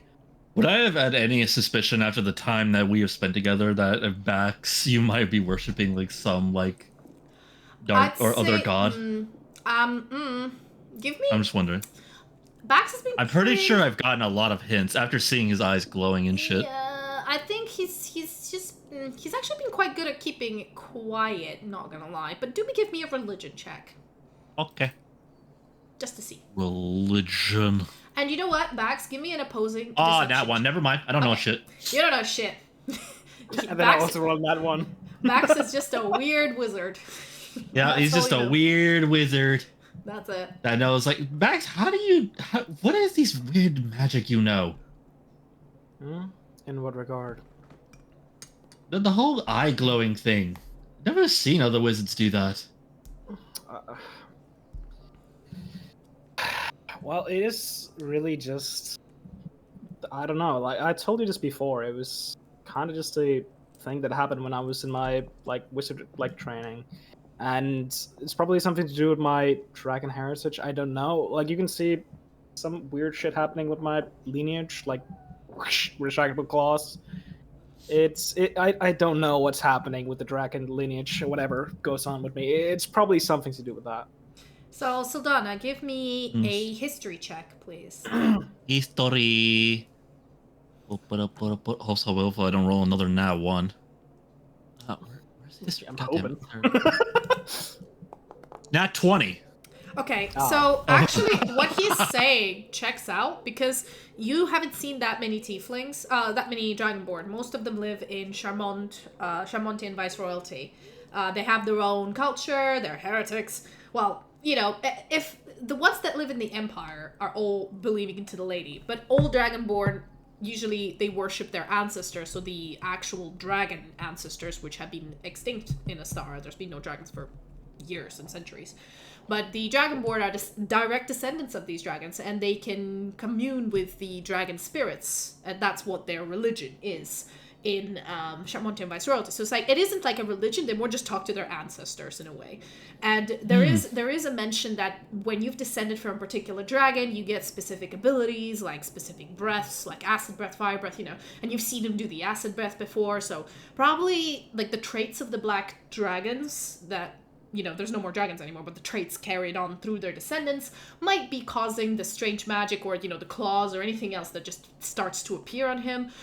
You don't know, even with a natural 20, you are not super versed because you've lived all of your life in the Empire. They do study other people's religions, but there's a whole separate university for that, and that is mostly done just as a, you know, as an intellectual study. It's not like it's not banned to even talk about these religions. It's just banned to practice them. But you wouldn't have encountered any Dragonborn directly practicing the worship of ancestors, so you wouldn't know the details. But you have heard of this, and so whatever he says, vaguely does check out historically, is what I'm about to say. Okay. So, because again, that was really smart bullshit on your, kind of not bullshit on your side back. That's why I'm like, fair enough. And if she failed the history, she would say like she doesn't know. But because she succeeded, even then, she knows all of this information prior, and that checks out with information that you, of course, know. So. Mm-hmm. I would like to take full credit for Matt's first and only method of confidence. I know, right? Why do you want to take credit for it? Another bully Matt's counter. Can we carry on, please? Oh, wait, that's right. I haven't been doing that. My bad. That's okay. If I could boot you from the fucking Discord call right now, I would. I actually think I can. I can. Don't. That will break my whole rig, and I will bitch slap you. Break the rig. Okay. Disconnects. Don't. I have the power here. I'm the captain. Anyway. Look at me. Look at me. Look at me. I'm the captain. Okay. So is this all you talk about, or you got anything else you wanna? Well, I failed my whole trying to see if he was hot and anything, but yeah, I mean, what about you? You seem to be very distressed very often, panic attacks very often. Can't talk about What's going it. on there?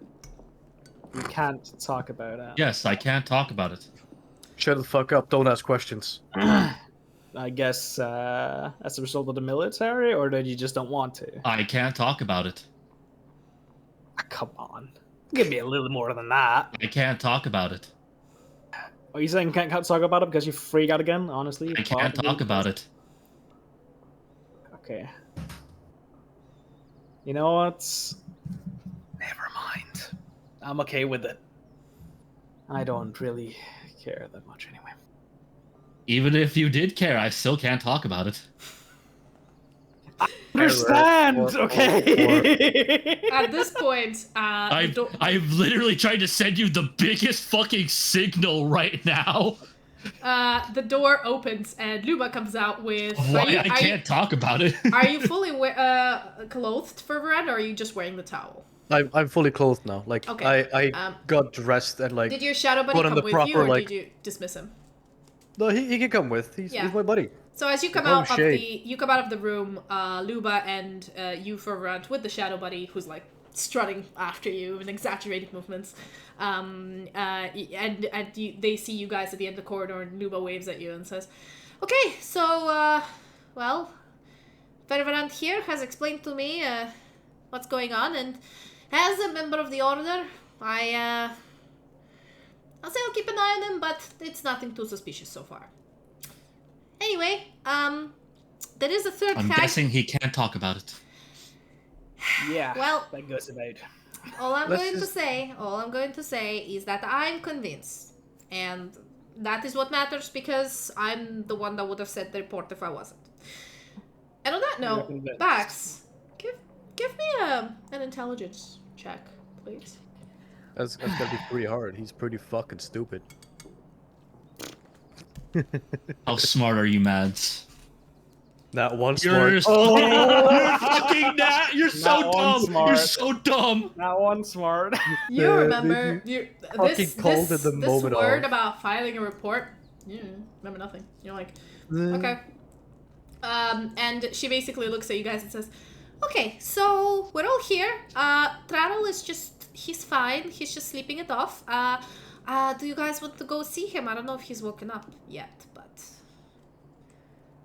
I'll go see him regardless if you guys don't. Yeah, I'll probably come with you. I'm a bit worried about him. I mean, his soul was ripped into, like... From what I figured out, I think those wisps were soul parts, and he had like 3 pieces of it ripped out. It was pretty bad.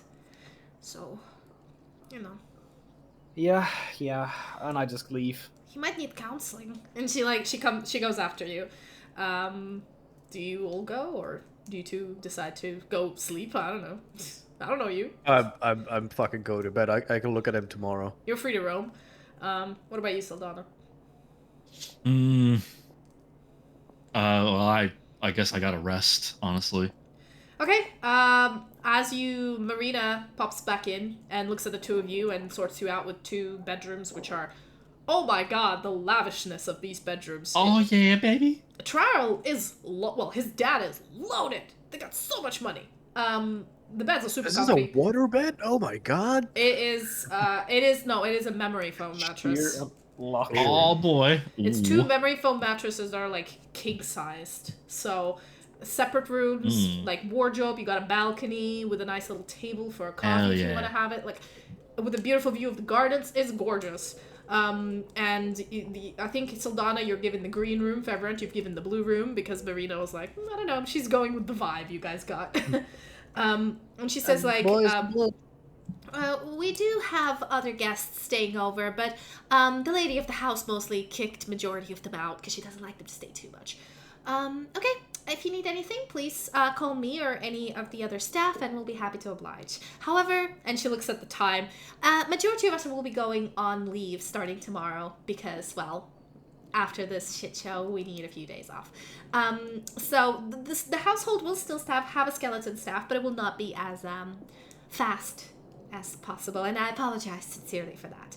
Anyway, if you need anything else, just ring the bell. And she points at there's like a little ding ding, like a bell loop. And she's like, and someone will come and get it for you. I before she leaves, go one thing. Yes. And I pull out a gold coin and go like, enjoy your vacation, and I give it to her. Oh, thank you. This means nothing to her at this point, but I'm just being generous. No, I did get a 250 gold bonus, but thank you for that as well. Cheers. Hey, 251. Yes, very kind of you.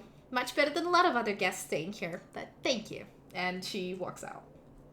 Can I ask her one thing? She turns around and is like, yes, ma'am. How may I help? Can I just have a drink, please? Of course. What kind of drink would you like? What's the hottest shit you got? Well, and she comes up to you conspiratorially. It's like, We have a bucket of magma. It's not. To be fair, usually guests don't really have access to this, but Lord Falonel has. Oh, actually, I'm so sorry. Duke. Well, we call him Lord Falonel because he doesn't like the whole fancy thing. Everybody else calls him that. But anyway, Lord Falonel has his own reserve in the basement that is only for family and friends of family. And I'm sure he wouldn't mind me getting you some. I'd like a pint of that, please. Yeah, some dwarven fire whiskey. I shall get you. Awesome. Amazing. Would you like a shot or a bottle? A pint. Okay. Sure. That's fine. I'll get that for you. You are lovely. Yeah, I will boy. notify the staff if you die. Proud of you, boy. Don't Proud worry. of Before you go, may I ask, in case of your death, where would you like to be buried? I don't know. Cemetery. Yeah. I mean, we do have one in the backyard, so we could just, Scoop you out. Bring the shovel, boys. We have another one. Okay. We'll sort this out later. Just, it is extremely potent and is the hardest liquor we have. And if you do overdose on it and die from it, I am not liable for that. I did give you this one. Understandable. So, amazing. Great. Awesome. We'll see you in a bit. and she does bring you a pint of dwarven fire whiskey. Hell yeah. As you start drinking it, it is the most delicious whiskey you've ever had. But after like 2 gulps, you have to put it down because it's burning your throat a little bit, like it's spicy. And after those 2, you just pass out. You immediately like boom. You want me to do a con save? Don't even.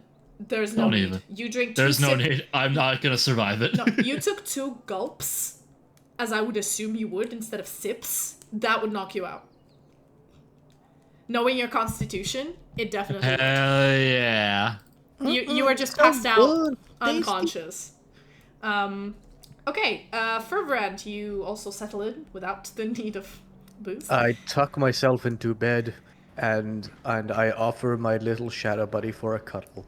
Amazing. Your shadow buddy cuddles with you, and he can't really touch you, but there's a Does weird, he give you a little handy? He can't.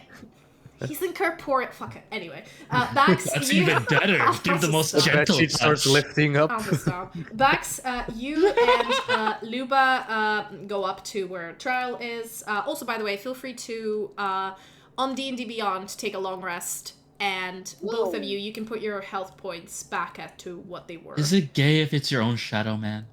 We've established it isn't. So can you put remember to put your health back up to what it was prior to disease. Please don't keep it to 24 and whatever. And as well, for everyone, do that. And after you're done with it, please tell me that you have taken a long rest, and I will update your Foundry characters, because I can do that, not you. And take a long rest now. Yeah, on D&D Beyond, not Foundry. Okay, Bax. On D&D Beyond, not Foundry. Yep. That's that. I'll keep saying that until this becomes the norm. Okay, Bax, you and Luba go up to Charles' bedroom. You've been here before. He's still asleep. You see Belor join you after a little bit, and he's sitting with Charles. He's not like looking as horrible as he did at first. He's looking a bit better, but he's sleeping and he's breathing shallowly. And his father's like tapping his chest and looks back at the two of you and kind of goes, shh. Because his mother still doesn't know that this whole thing happened, which is good, because if she finds out, we'll never hear the end of it. Is that 30? And at this point, Marina shows up and closes the door after herself and looks at Lord Belor and says, I have successfully diverted my lady. She will not be around this area for another, I'd say, maybe 3 hours. I made her meet the Duchess of Buckinghamshire, and you know how she's super chatty. And he goes, yes, thank you very much, Marina. I didn't know what I would do without you. Carry on distracting her, I think, until he wakes up. It is best she doesn't know. And Marina bows and... Christ, another ad break is coming? And walks out. Yeah, I don't know. They're pretty frequent. I've tried to keep them not frequent, but they're just doing this. Can you just turn them off? No, you can't. No. That's stupid. Yeah. Anyway. You can delay to get like to 30 Yeah, seconds. but I don't think I can delay. I think you can do like pre-rolls ahead of time just to like kind of get rid of them right now, since we're gonna be taking a rest, I guess. Yeah, but I don't know how to do pre-rolls on this. Pre-rolls? There should just be a button for it. It's just a button. Where is it? This button, is that on like Twitch or something? Yeah, it's on the Twitch thing. Not on OBS, right? No, not on OBS, but on Twitch. You can just press a button. Okay, I'll do that when we're on break. So, okay, I'll do that. Yeah, you heard the reverb. Hold on. 1 second. No. Reverb. There we go. Ooh. Yeah, sorry, I've never done this before. It's actually good. I can snooze and... What? You can snooze, you can like run an ad for 1 minute. Okay, so, we will be going, I mean, I assume you guys just sit with Trial. I think we can take a break right now, honestly, since we're taking a long rest. Wait, perhaps just do like the quick conversation I have with do you want to do that? And then break, and I go to sleep right after, and then we have a new Yeah, just wait like for 4 seconds and you can have Yep, that's fine. Fuck you. I mean, that's the thing. I'm for those of you who missed them because of ads, because of my incompetence and the fact that you don't have ad block. All of these videos in their full without the ads are going to be on YouTube, so you can always watch back the few like minute you've missed if you want. Cool. Okay, Bax, you wanted to talk with what conversation would I have? Yeah. He turns around and says, "Yes, my boy." How is he? My boy. Well, I don't honestly know. I've never come so close to losing him before, and it's unsettling. You know, I've always been like, oh, my son, haha, he's kind of useless, but he's my only child. And you do know how terribly difficult it is for, well, elves to have children, and how children are the most precious thing. I understand the situation. And I know it is not common in this place, and how majority of humans and other races are quite blasé about their children. They have 2, 3, 4, sometimes 5. I don't know, they breed. And, you know, it's not very common to be this overprotective, and the thing is, I understand my wife, but I've adapted to this area much better, but on the inside, I still worry. And... It's okay, I fully understand. And then he puts his hand on your shoulder and says, I really wish to thank you about like that whole mirrors thing. I mean, you guys went. I don't even know what happened in there, but I'm sure you brought his soul back. That. Let me tell you, it wasn't pleasant. Oh dear. Well, I mean, the mirror specifically showed you what you hated the most. Oh. And for me, I don't know why. I'm sorry to make this a little humorous moment, but my cousin was the leader of the family. Well, I'm sorry. Do you mean Ether? Yeah, the signer boy. Yeah, it's... no offense. I love him. But no. That makes one of us. No. I mean, honestly, sooner Trarel than Ether. Come on. Anyone. Literally anyone but Ether. Like, even your aunt, she's kind of basic, but better than Ether. Shoot out a new Dragonborn and it'd still be more competent. Indeed, man, that could. Although he does make fabulous cloaks. I mean, I've got this from his boutique. You know, he opened it recently. You should really go. He has some amazing clothes in there. I mean, listen, he's not very good at that thing, and his personality is shit, but he knows how to dye fabric, and he knows how to sew properly, so... You know what? Fair point. You gotta give him when he has it. Well, do we have anyone that could check if anything's wrong with Trarel? Any specialists? Honestly, you're the one that's the wizard in the family. I mean, I'm not very versed with souls and such. I'm more about illusion and you know, fun party tricks. That's kind of my thing. Yeah, my mother, his mother is more about you know, she's very good at how do I put this? Tracking down things in the woods and making sure they stay dead. She's kind of scary, terrifying. I love her for it. But, you know, she's not very versed with soul business. And the rest of the group is, well, more, how do I put it, practical individuals. They're not very warriors, except for your mum, who is, well, super powerful warrior, but again, not very versed with soul things. I'd say we are a little bit out of our depths here, but we could pray on it. Maybe. I think it very much depends, like, how the soul was split, I guess. Yeah. As you saw the changeling, he was fine after having his soul taken from him, printed all sort of shit on it, and then put just back in his body. Didn't seem to have any side effects. Right. Well, maybe he just needs a long sleep. I don't know. He seems healthier now that he's all together. But I am concerned about Trarel because it did seem like there was something in that mirror. And I don't know if this was an illusion on my behalf, but it seemed like there was some sort of demoness inside of the mirror. And if that demoness, some sort of demon, it was like trying to go, hey, so you want power, right? And, you know, try to do the typical devil deal, whatever. Well, that's concerning. I mean, I know Trarel would never be that easily seduced by anything. He's pretty... He's protected anyway, so I don't think he would. Yes, but easily also seduced. He's pretty... I mean, honestly, I'd believe that he wouldn't just, you know, grab at power whenever he gets it. It's not in his character, so I think if the demoness was doing it that way, it'd be fine. But I don't know... He's very, how do I put this, sensitive. The only thing I'm concerned about is that if it was not 3 soul fragments, but if 4, and the demoness had it. That is the only thing I'm concerned about. I do not know, I don't have proof. That is a valid concern, but I suppose, unfortunately, the only people who actually are versed in, like, souls and that kind of stuff are clerics, and... Well, we can't really grab a cleric of the lady and pop them here and ask to heal Trarel now, could we? It would be a bit, awkward. No. Damn it. I like the story you created, Gabe. I could attempt... Thank you. ...to ask him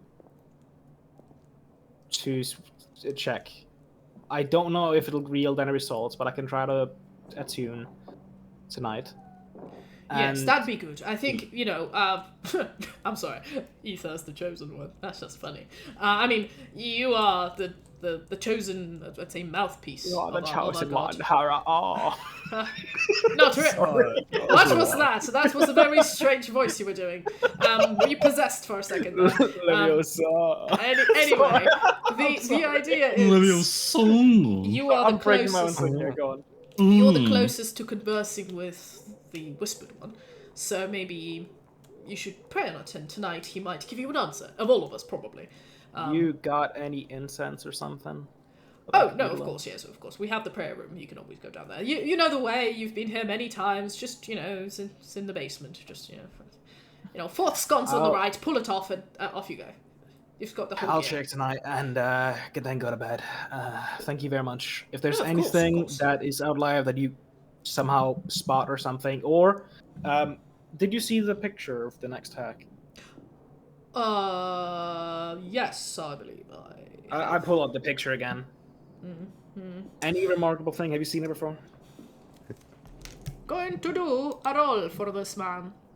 I know, we're going on break soon. I'm sorry, guys. Just give me a second. Where is this Apologies. dude? Yes. This is specifically How why dare you, Mads? How Okay, dare you this would try be- to drag this game This with would you? be investigation, I think, because he was trying to remember her.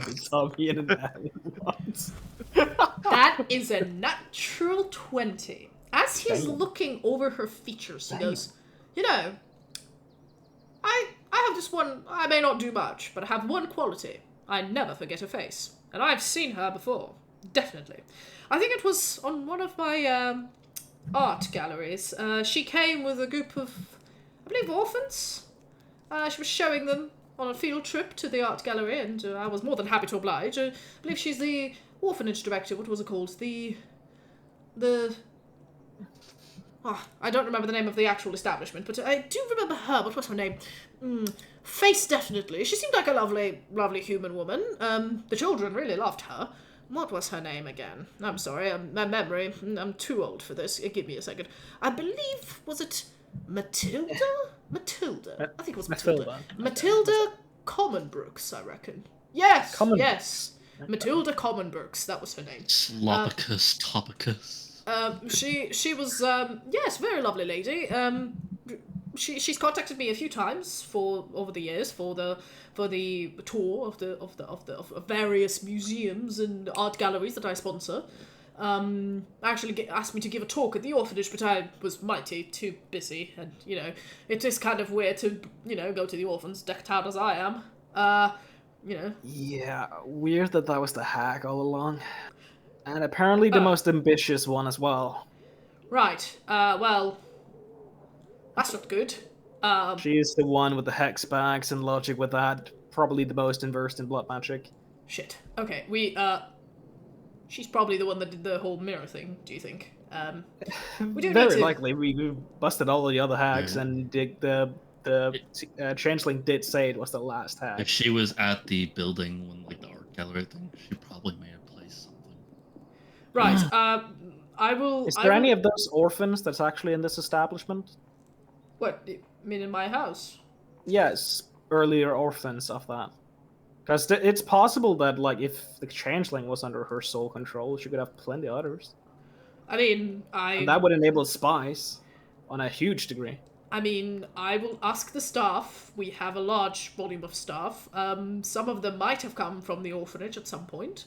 Keep it very hush-hush, if you can. Of course, no. You know Marina. She's very... Marina and Willoughby, they're very I'm afraid I've already embarrassed myself tonight.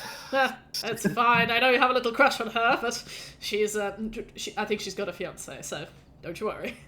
I'm sorry to bust your little bubble. She's been dating someone. I know, because she's been asking for a lot of time off lately. So It's fine. Got a nose for these things. So, but it's fine. A little crush never hurt anyone. If but anything, yes. it was only a minor thing. It's a minor flame, if anything. Yes, but yes, Marina is very, very competent and very discreet. So I will entrust her and Willoughby to ask the staff and see if, mostly just to check in the backgrounds to see if any of them came from the orphanage. And if they did, I'm not going to ask them to question them. I will just tell you if I know of anyone. Thank you. Anyone you can come into contact with that may. Oh, of course, yes. much I will also look after the staff in the galleries and the exhibitions in the museums, which will take some time, but I can look through. Thank you very much. Right. I'll head to bed now and I'll do the ritual. All right. I shall stay here a bit longer and read a book. When is your wife coming home? Sorry. Oh, she's home, but and at this point you just hear What? Oh dear God, I swear, my husband and son just disappear on me in the middle of a party. and he goes speak of the devil, she's here. Is that homie? You manage to escape before she comes up the corridor, and she goes Are you in your room, Charles. And she walks in and you can hear like, Oh, what are you doing here? and him going like, I just, he went to sleep and reminded me of when he was a young child. And she goes, Oh, yes, he was such an adorable baby. and off they go. I literally go like, same thing. Got it. It's fine. It's fine. And I go down a tune and I go to bed. Lovely. I assume you stay at the mansion because it's closer. Absolutely. Yeah. So okay. We're gonna take a break here to go brush our teeth. I'll run some ads, and we will be back in whenever we're ready. I'd say about 5 minutes, 10 minutes. I don't know. We'll see. Right. See ya. We'll be right back.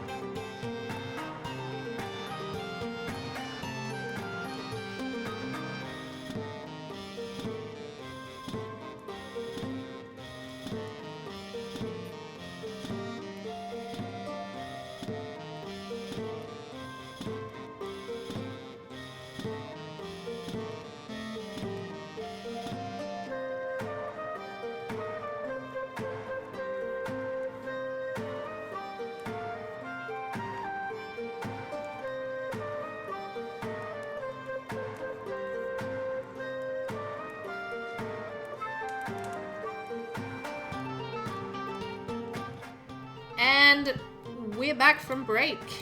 How is everybody? How are you?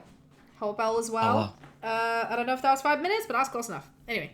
We're back, baby. We're back, baby.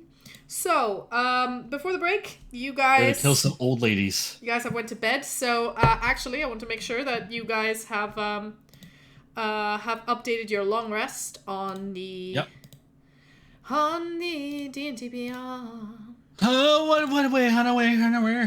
Please do so. I'm just gonna double check. Yeah, I did updated mine. Don't worry. No, but your max health isn't 24, Sildana. Your max health is 30, sweetie. Oh, I fixed it though. Sweetie, honey, cupcake, you're fucking stupid, okay? Fix it again. Did you do it, If I had a bag of crayons, you'd probably have indigestion right now. Okay, you fixed yours, haven't you, Bax? Yeah, there we go. Jesus. It's just ripping on you. Like, what the fuck I do? You were born too beautiful you know what? for this I'll world, do and you it. must be You punished just for it. override max HP and make it 30. There you go. What the fuck? I've done it for you. It's done. Don't worry about Take it. another long rest real quick. Yes, that's fine. Oh, What no, the? Okay. I think it actually is max 24, actually. No, I'll manage your level. It's fine. I'm just gonna... Don't do anything. I'll do it on my end. Okay. Manage Actually- HP. Danny, don't fucking touch anything right now.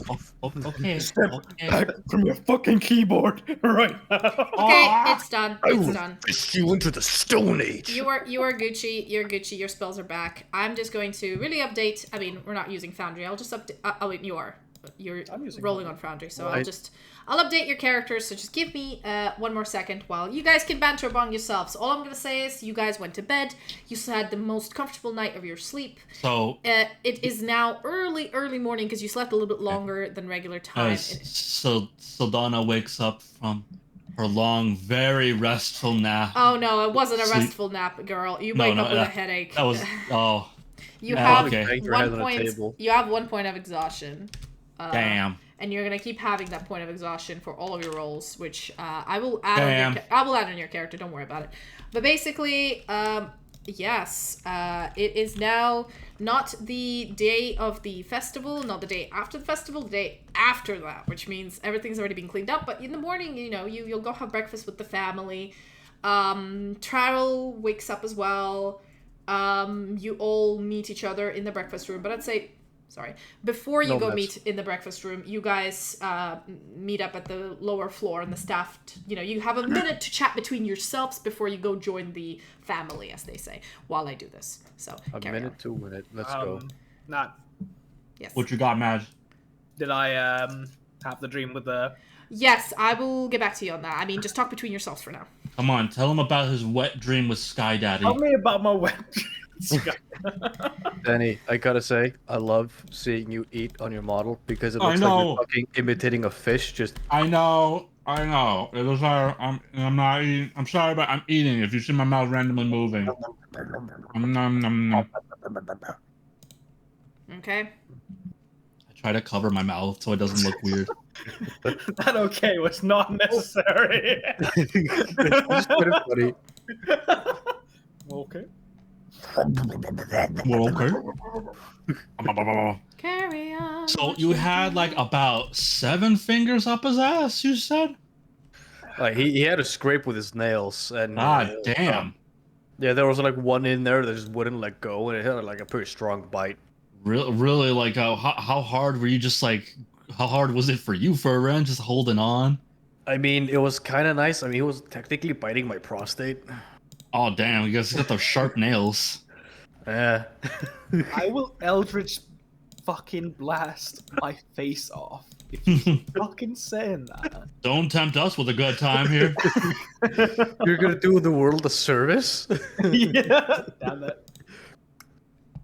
I'll fucking burn it off. And then like let's see, I wake up from my long rest of like with a fucking hangover. I'm like, Sildana, ring the bell, ask for a hangover. They serve us to ding people. ding. The You witch see is Marina dead. come over and says, "Oh, you haven't died. Good. How can I help?" Seemingly close. Hangover. Hangover. Okay. I've got something for you. And she brings you a hangover cure, and you can remove that point of exhaustion because Does- it is very good. Does she side-eye the, like, barely even touched drink? Yes, she sides eyes, and she kind of expected this, and she takes it away and says, "Don't worry, I will, the staff is It was going on very vacation. good. Yes, the staff is going on vacation after today morning, so I'll just, it's already been poured. I mean, I can split this between 30 people, so we're fine. It was very good. If you don't mind, of course." Are you gonna arrange for some people to come get you guys as well? No, I can take care of myself. I'm a competent adult. I was talking about the staff. Because they were gonna split the drink into plentiful things. You're not there, Mads. Yes, I am.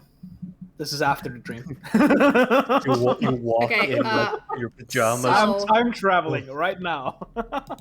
Okay, I need one more second to do something, and then I can go back to your dream, my dude. I start penning a letter. You start penning a letter to Oh, whom? yes, okay. Yo, mama. Do you want Damn, to... I knew you were going to say that. If you don't want to say it publicly, you can then send it to me later, but I know what kind of letter and who you're sending it to, so it's fine. I just don't know the exact details. And you start writing, you have plenty of time before breakfast, you wake up pretty early, and you're kind of Gucci. So, I'd say Bax. Okay, I'll do... I've done you guys on Foundry. I'll do the other characters whenever I need to use them anyway. Cool. So, Bax, you Me? go to sleep and meditate in the prayer room, and you appear in the realm of the Whispered One. You are rock hard.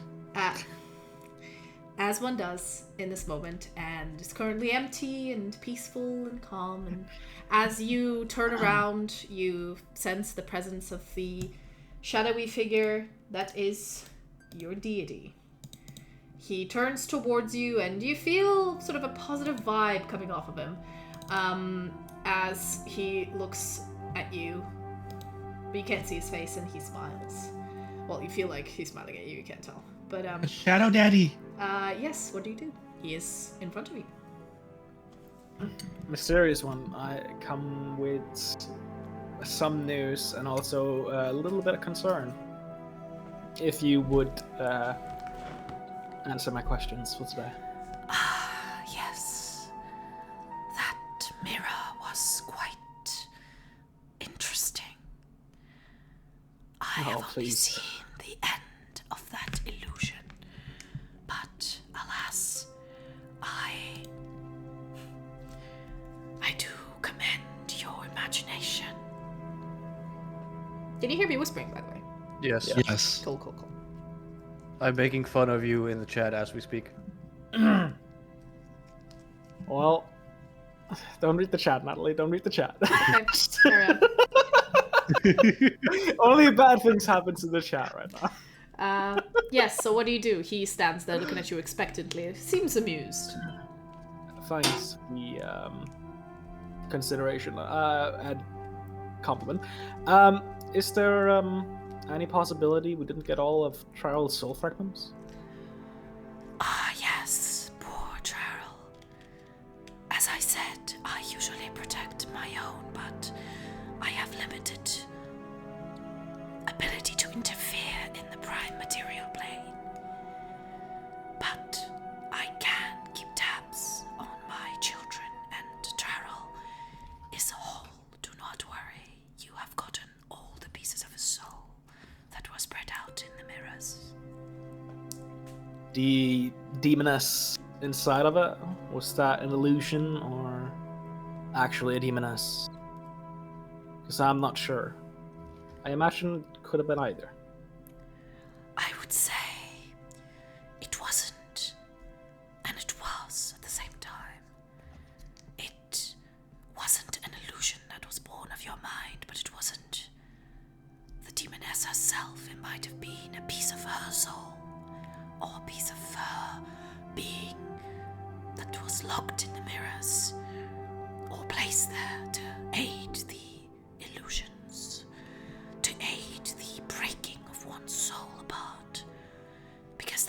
why these mirrors gave these illusions to break one's soul into pieces and slowly, inch by inch, separate it and take it apart. Thank you. I was very concerned, but I'm glad it doesn't seem to be a problem. I mean, it is a problem. The mirrors are still valid. Anyone who would be placed in that area could be subjected to a similar treatment and their soul separated. So, Of course. I meant from specifically Charles' case, and yes. Of course, really. We're going after the next hag. Do you think that's wise? I feel like it's been hard, but it still feels like we're lacking something. He sort of laughs with them and goes, Anything that is worth pursuing usually would not be called very smart.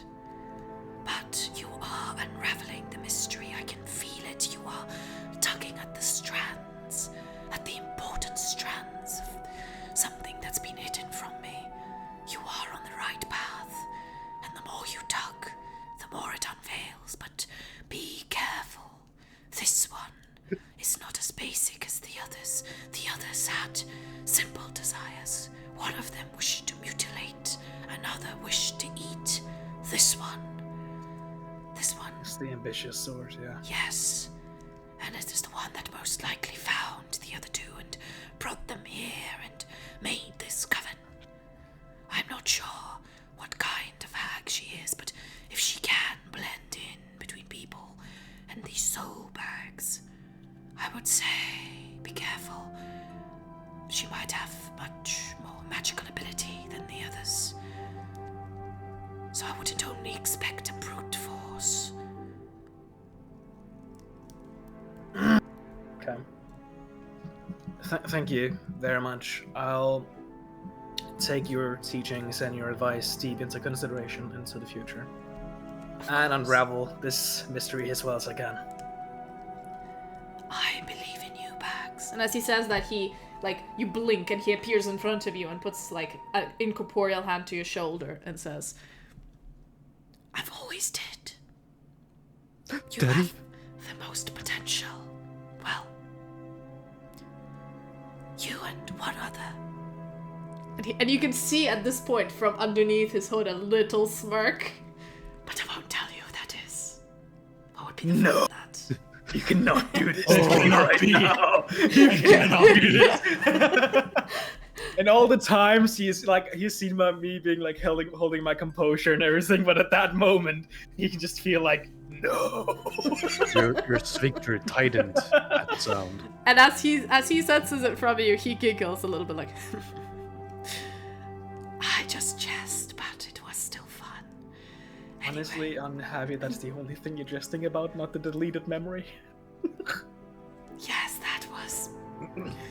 Well, Let's leave it in mystery. Let's leave it in mystery. I gave you that ability for a reason, and you used it at your discretion. So I'm not one to judge.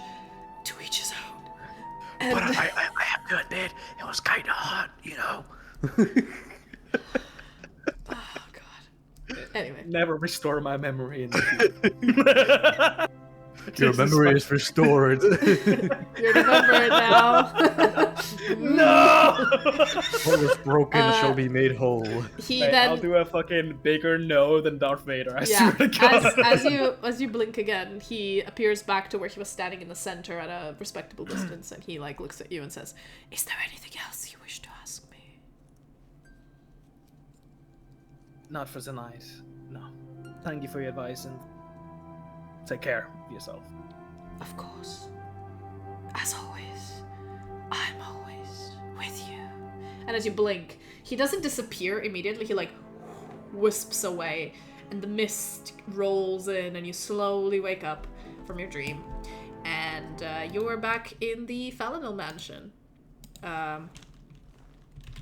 wake up, leap out of bed, and I immediately go towards Trevor. Yeah, so as you wake up, When you Hold on. leap on a bed, do you do like a karate kick?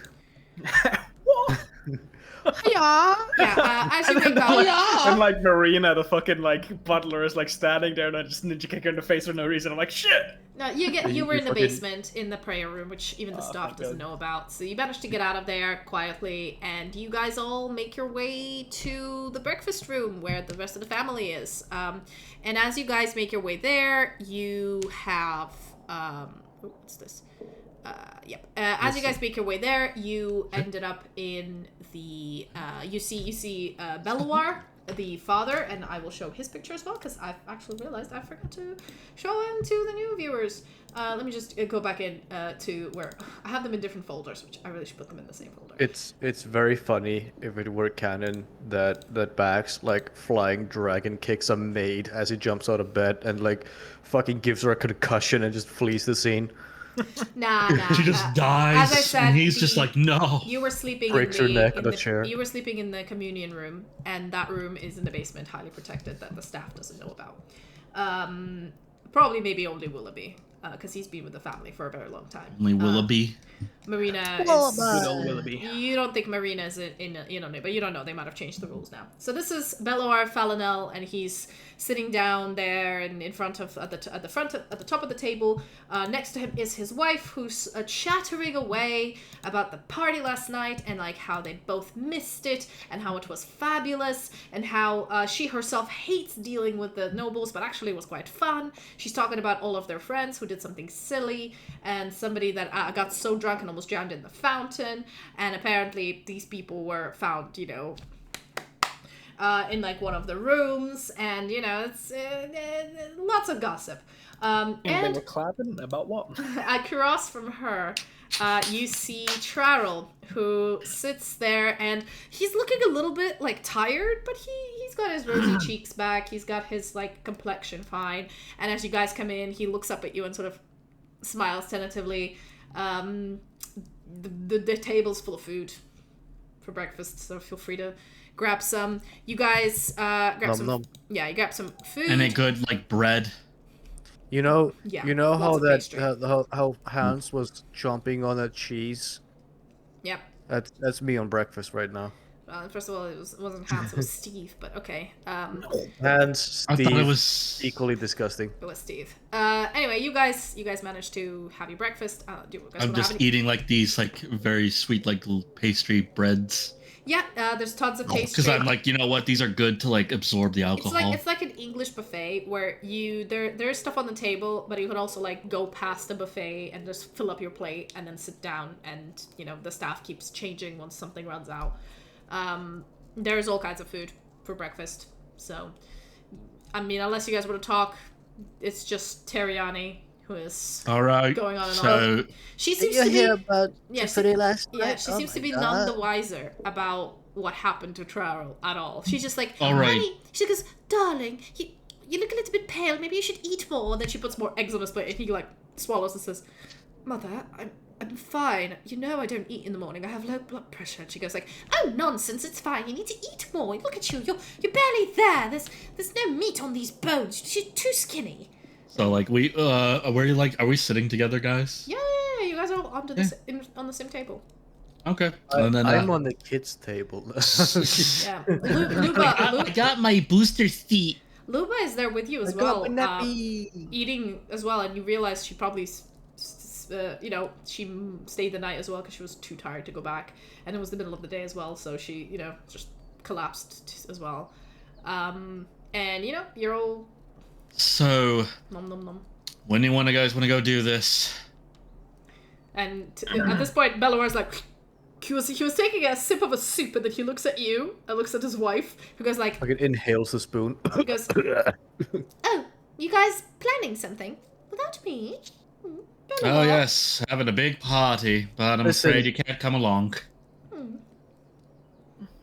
Silda, why would you spoil the surprise? Like, come on. I literally Yes. just go like, I- sit back. I look her dead in the eye and go, listen, your husband has a little something special planned for you, so don't peek now. Oh, Beluar! And he's like, Yes. Yes, darling. You've got me. Haha.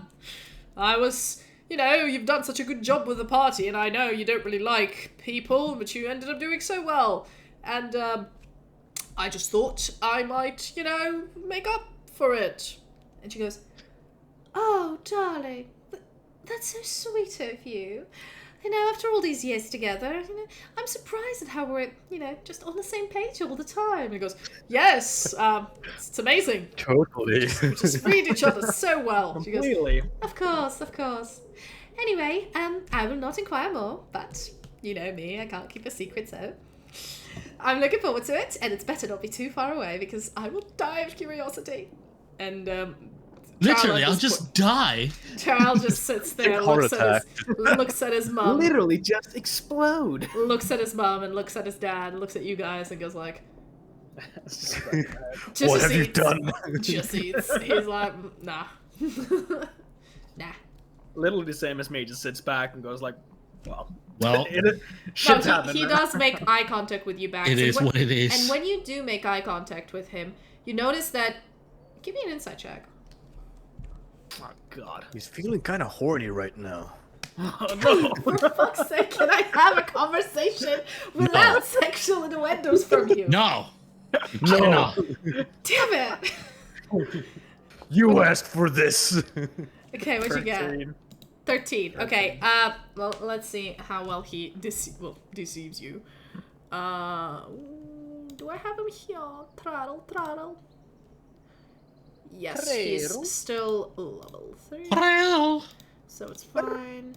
Ooh, no, wrong person. Okay, let's go with deception. You know what's funny? A lot of non-Nordic people can't roll their tongue. So when you go like, they just go like, they can't roll their tongue. Noise. Yeah, they can't roll their tongue. Anyway. So they just flop it.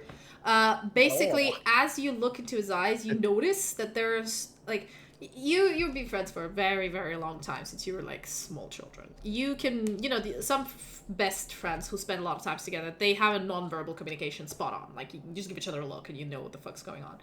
And at this point, when he gives you a look, you're not sure what it is. You're not sure whether he's trying to communicate or something, but it's not a signal that you're used to or that you've ever, like, seen, but you can't decipher it. So, and he quickly, like, he just gives you a glance, and then he continues eating sort of his head and his plate. But it is a bit, like, it's not outright weird, but something going on there, but you're not sure what. I mean, you only pick up on it. You only pick up on it as you're his best friend. So, yeah. Well, all those discussions can come a little bit later, surely. Yeah. Let's just enjoy this meal, shall we? It's, Yes. I mean, this is... Thank you for having this meal so early, says Lubash, and she looks up at you guys and says, I have to... Today is, well, my last half day of leave, so I have to go report to the office again. So, it was nice to, sleep in such a nice mansion. I mean, I could have gone home to my boyfriend, but then I could stay in the fancy mansion, and I just sent him a message saying, no, I'm staying in the hotel. Fuck you. I'm staying the night at the Playboy Mansion. Don't don't ask questions. Because, listen, we don't have that much money, and our flat is okay. We're renting it. It is a 1-bedroom, and also he's a big dude, so he takes the bed. This man has a lot of money, and this is a good opportunity for us. But, a chance to sleep in the Falonel mansion? I mean, of course. So yes, I do have to go back and, change clothes and then report for work and cook the food for my boyfriend. Oh, surely, so surely. I have to go. Okay. But thank you so much for having me. The breakfast was amazing, and I'm so sad I missed the party. And then Tyrion is like, no, not at all, darling. You're always welcome here. Any friends of Trarel and Bax's are friends of ours, and it's always good to have somebody on the order as a friend, And then at this point, Luba's like, what do you mean by that? She says, when somebody gets rowdy, I mean, we can take care of it. But, it's such a calming presence to have at a party or such. And she goes, we'll see you later, Luba. Okay, bye. We've been contact. Yeah, she gets up and sort of floats away. You see her as she's walking. She her steps are more like she's on the moon. Do you know, like she doesn't have any gravity to her. Moon walks away. Dude. And she is in. She's gone, and it's just the three of you and she's gone. Mm-hmm. Okay. And at this point, Teriani's like smiling as she's gone and goes, "Okay, so darling, I love you, but what the fuck was going on? Because honestly, whoever it was, I don't know, who was masquerading as you, was definitely not you. He wasn't very good at it. And you," and she points at Charles, "were missing for, I don't know how long, 2 days? Darling, I love you, but don't ever do that again, because I will kill you with my own 2 hands." And then she looks at Bax and the rest of you going, "And you 3 are clearly involved in this, so you better tell me what's going on." I didn't want to do it in front. Did not want to do it in front of our guest here because, we don't know. But here we go. All right. Listen, Bax can explain everything. She looks up at you, Bax. Yeah, Bax, tell her. I do like the motion to pull out memory, but I'm like, oh fuck. You fall off a chair. You know what? Give me a dexterity saving throw. You know what? Stevie falls out of his chair. He's like, oh. Give me one. Fucking cartoon. God damn it. And this, ladies and gentlemen, is how we get them. That's a 2. Fucking So, ladies and gentlemen, we got him. As you're about to go grab your thoughts, you sort of back away a little bit, but you forget you're sitting and your chair topples over and you fall. And at this point, Teriani just looks at you, looks back at Bellower and says, "You do know I will interrogate you later, so you might as well come out with it now." And Bellower goes, "We're tagging!" "Right, well, darling," she goes, "Yes?" He goes, so," and he slowly, very awkwardly recites what happened to Trowel, what you guys have been up to, and she doesn't stop him. She just listens. And at the end of it, just nods. When he gets to Stands mirrors, up, yeah. I like shooting like, "Oh yeah, don't forget the part when he was looked like he had been tortured for several days and within the mirrors when we got him out. Like that was crazy." Just to add more oil to the fire. And at this point, Trowel is just listening to what's happening because he doesn't know what happened. But he's just looking down oh. Yeah, he's looking down, but then he's listening to you guys as well and gets surprised at some of the the green hag and how you guys were in the woods and all of that. I would definitely be explaining when I first found the hag and everything. Yeah. And then she starts nodding and then she's like, "Oh, that makes sense because you were asking me about hags before, so okay." And as you finish saying, she nods. She stands up slowly. Bellower just looks at her. "Darling." She just walks around. No, she walks around the table. And then backhands her husband at the back of his head. And then takes a ladle and starts smacking him with a ladle and goes "You never involve our son in dangerous shit again!" And he's like, "Oh, darling, stop. Ow, I've got a bad constitution." She goes, "I don't care. I will kill you myself if you harm our baby." And at this point, Charles "Mum, I'm an adult. I am 45 years old. I know what I'm doing." And she turns around and is "You!" Points a ladle at him. In years, that would be an adult, yes. Points a ladle at him. 45 is barely out of the cradle. You're too used to this culture here. And anyway, don't even speak to me. I know you've been through a lot. That is the only reason why I'm not smacking you with this ladle. And Bellower at this point is holding his horns together and is "I think you chipped them." And she goes "I will do more than chip them."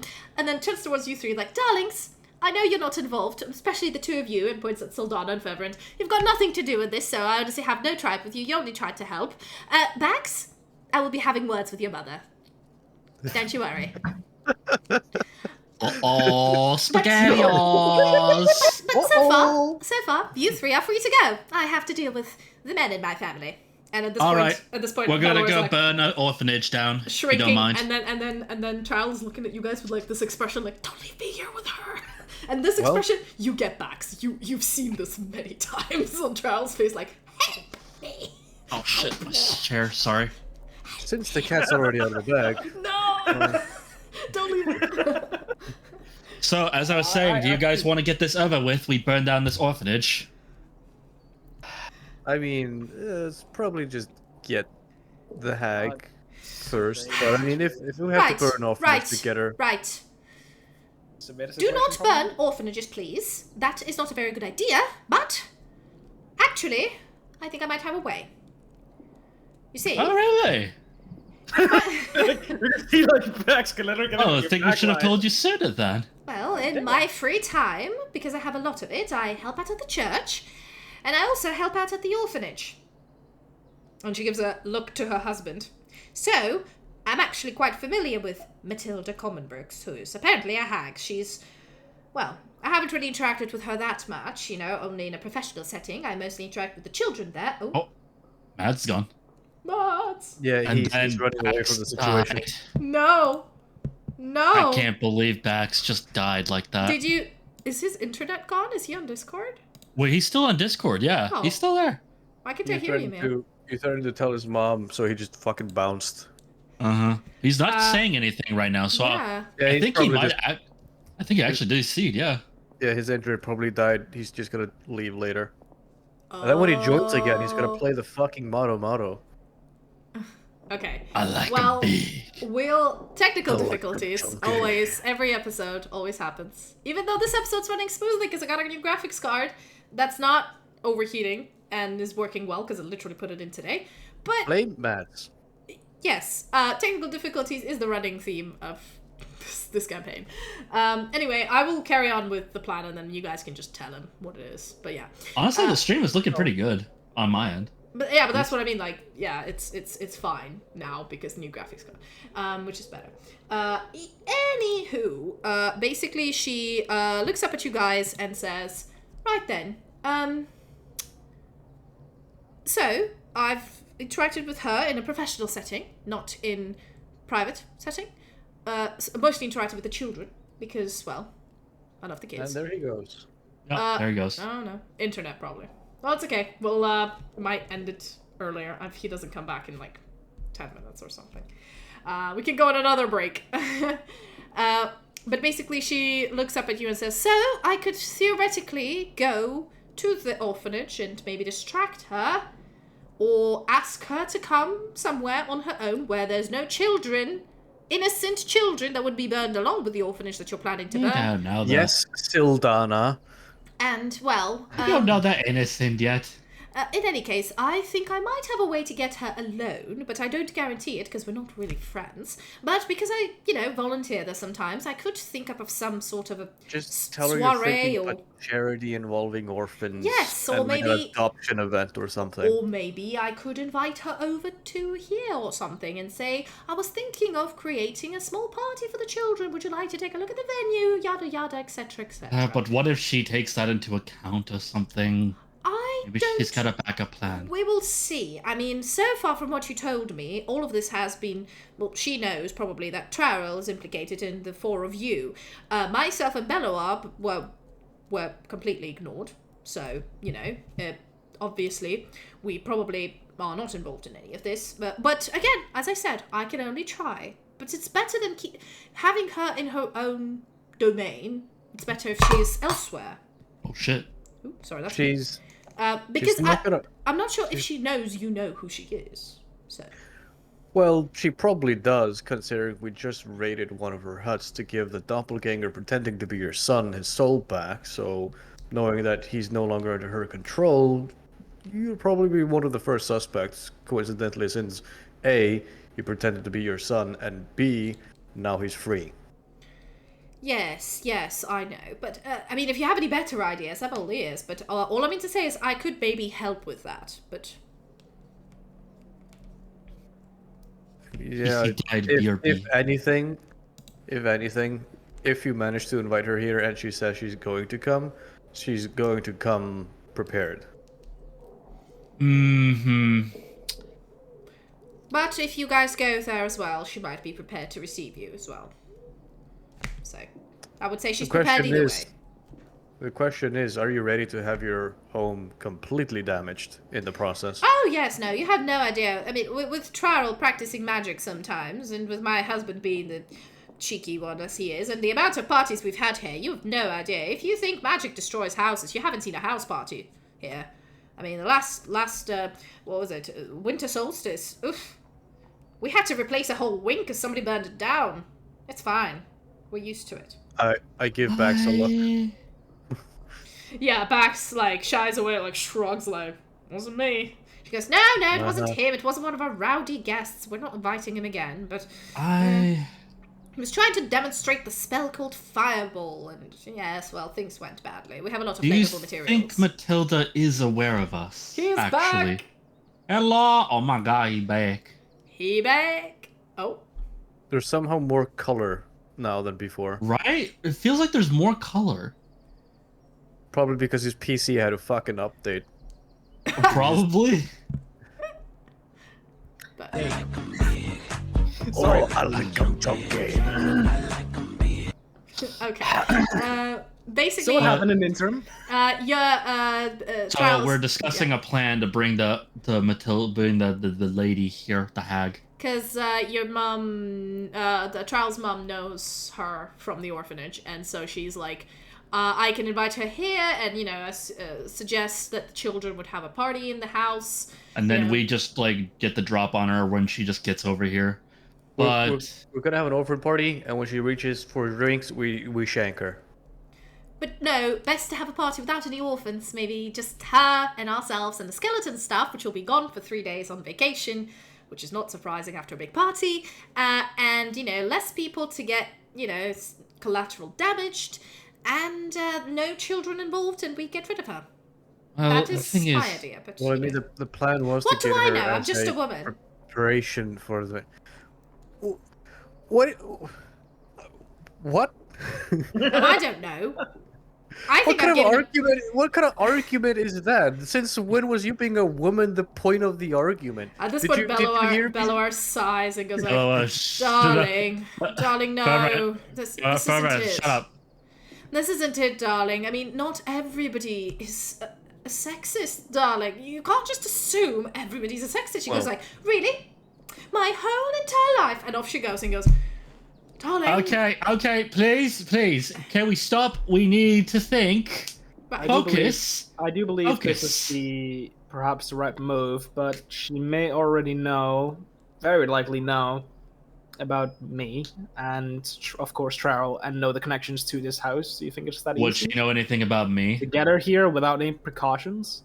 I mean, as I said before, she most likely knows that you know who she is. So you have two choices. You either go to where her lair, and basically, you know, she's prepared in her own domain and you fight on her turf, or you call her here while she's still prepared, but she's coming to our turf now.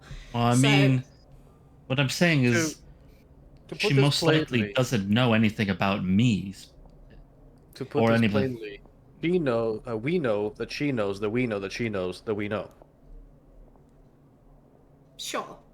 At this point, Charles sort of raises his hand and says, and he, like, clears his throat because he clearly hasn't said anything in a few minutes. And goes,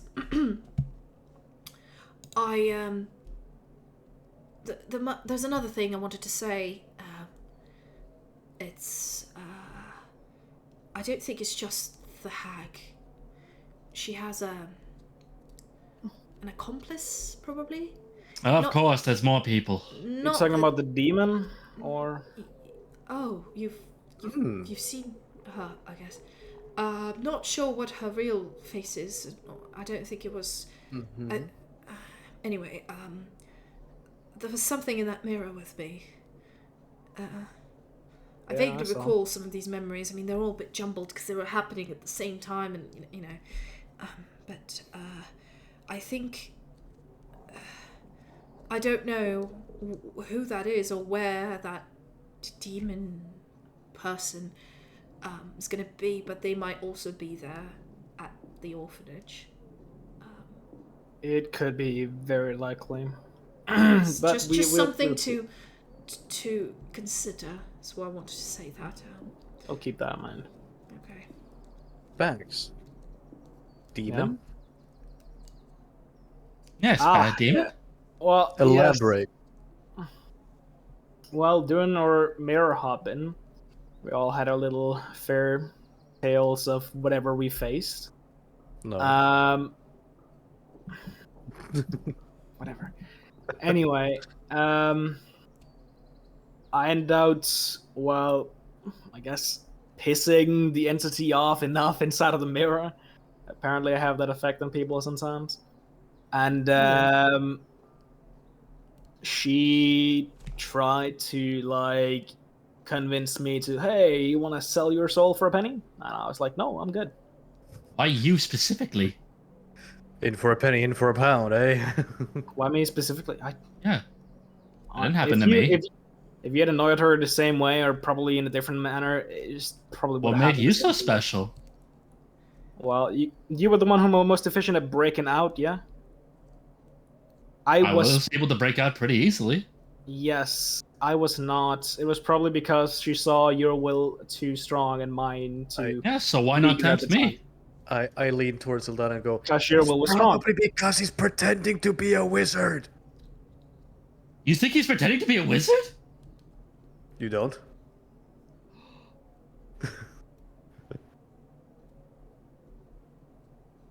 Anyway.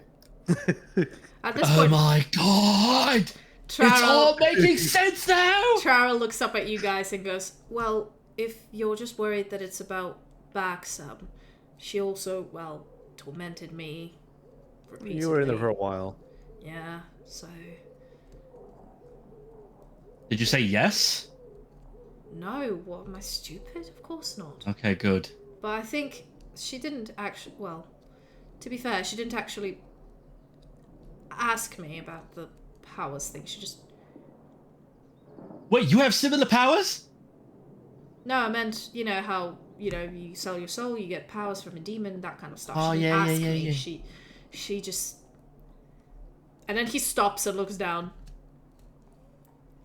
I don't really think I'm ready to talk about it, but, at this point, his mom comes up to him and gives him like a hug and says, "It's okay, darling. It's fine. It'll be better. It's okay. You He goes want like, hot cocoa? and he It's goes okay, like, my little "Mom, baby." it's fine. Just don't touch me. It's fine. I just need time to process it. It was a lot."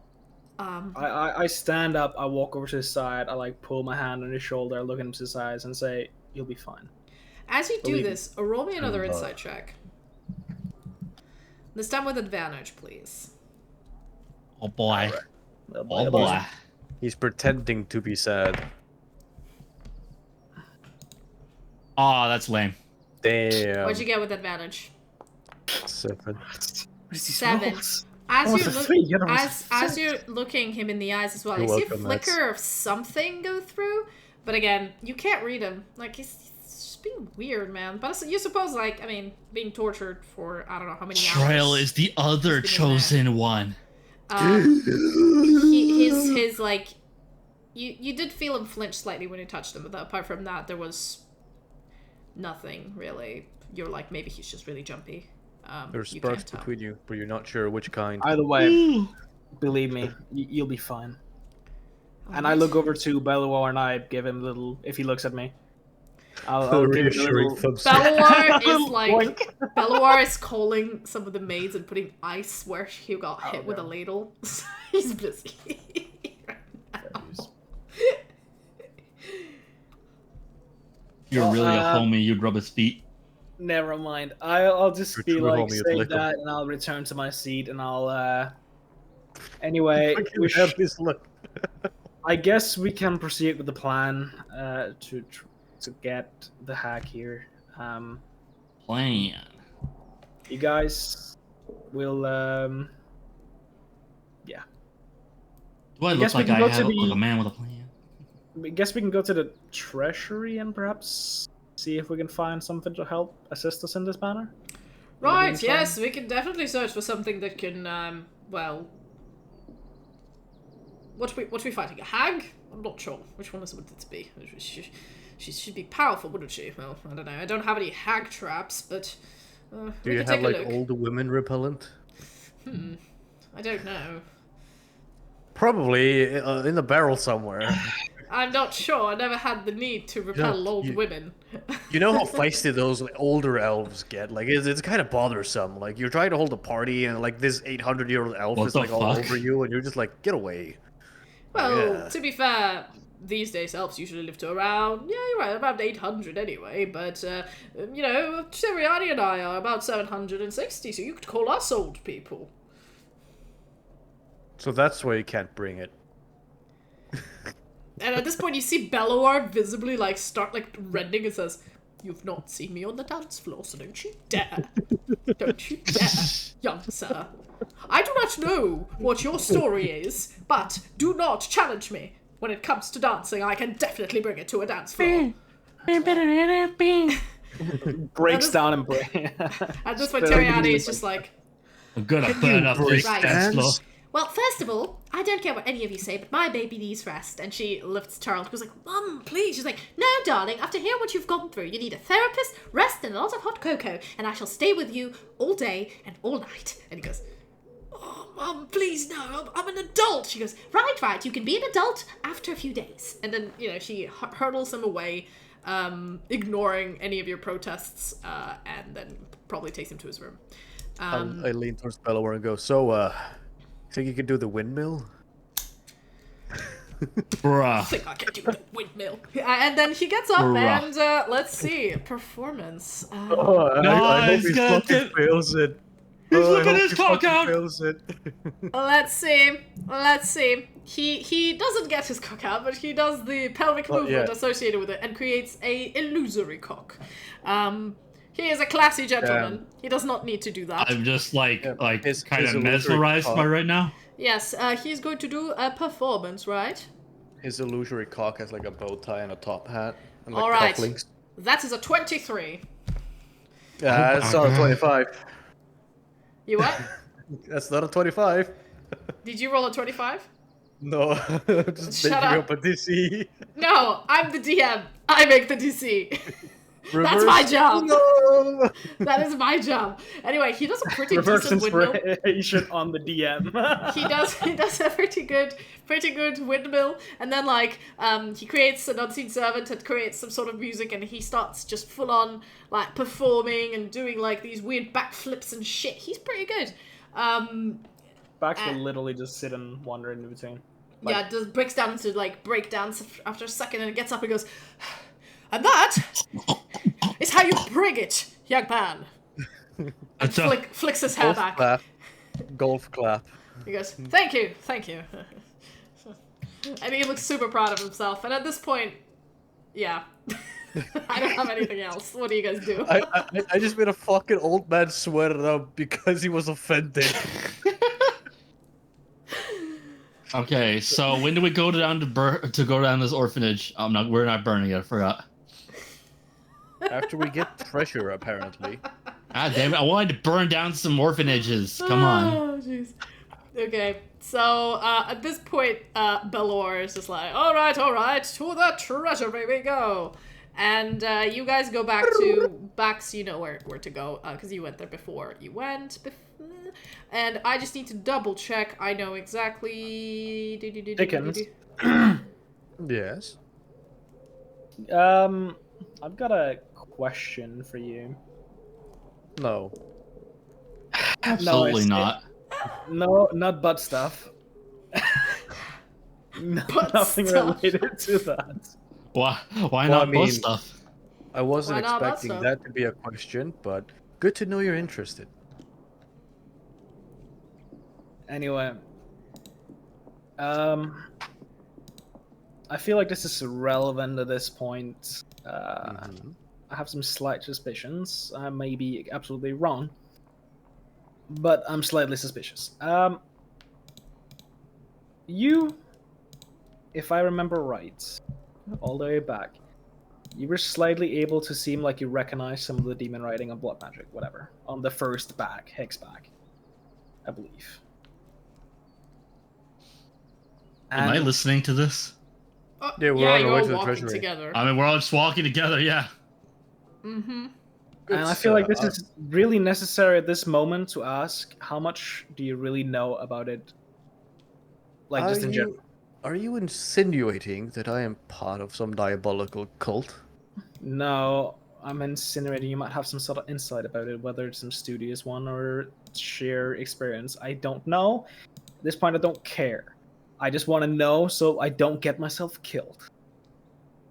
Look, there are 3 words I know in demon tongue. Fuck, you, and me. Why do you know the meme one? Sometimes you need to know. I mean, that's a good point. Yeah. Can I make an insight check? Can I make a deception check? Sorry, I kind of missed that because I was reading at the last. Honestly, if item anybody I'm submission. more suspicious of being in a cult, it's probably gonna be you, Bax. Yeah, that's okay. Give me your checks. Give me your checks. What are they? Yeah. I'm gonna leave all my cards on the table here. I'm not hiding anything. 14. You can't even 14. roll both 11, but you just a better modifier. So I'm 12. 12. Yep, he knows more. I mean, you're watching him and he seems genuine, but honestly, with that mask and his attitude, he just bullshits all the time. Like, you don't trust anything he says, but you can't really be like, oh, he's lying in this particular thing. You know, he's probably lying all the time. I don't know. We feel like there's some truth to my words, but at the same time, you keep doubting them. All right. Well, keep your secrets then. And I just leave. I wish I couldn't keep mine. I like, you can literally see, like, for some reason, I'm not really at this point anymore. I want to survive, and you're not helping me. You asked, I answered. Yes. Have I ever lied to you? As I just lied to you. I feel like you lie to us every single minute. I'm not gonna lie to you. But have I ever lied falsely? Maybe. Probably. Very likely. Lies come out of you as easily as anything comes out of a fucking, like, I don't even fucking know. You remind me of some asshole I used to know. I swear. Anyway.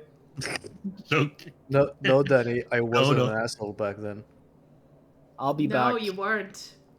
No, I'm So- joking. I was Oh, wait, Yeah. actually, never mind. Not be back. Let's go to the treasury first and foremost. Okay, so you go to the treasury after Belor, who was slightly further ahead for privacy. Just a second. I want to do one more thing. So speaking of being involved in diabolical cults, Bags, God. why do you pretend to be a wizard? I don't pretend. Is that why your eyes glow with the power of 7 torches? See, I asked him about this earlier today. He told me it was because of his dragon heritage. No, that's bullshit. Wait, roll me an inside check. Bruh, I've been around fucking wizards. Oh my god, you were... Oh. 14. 14.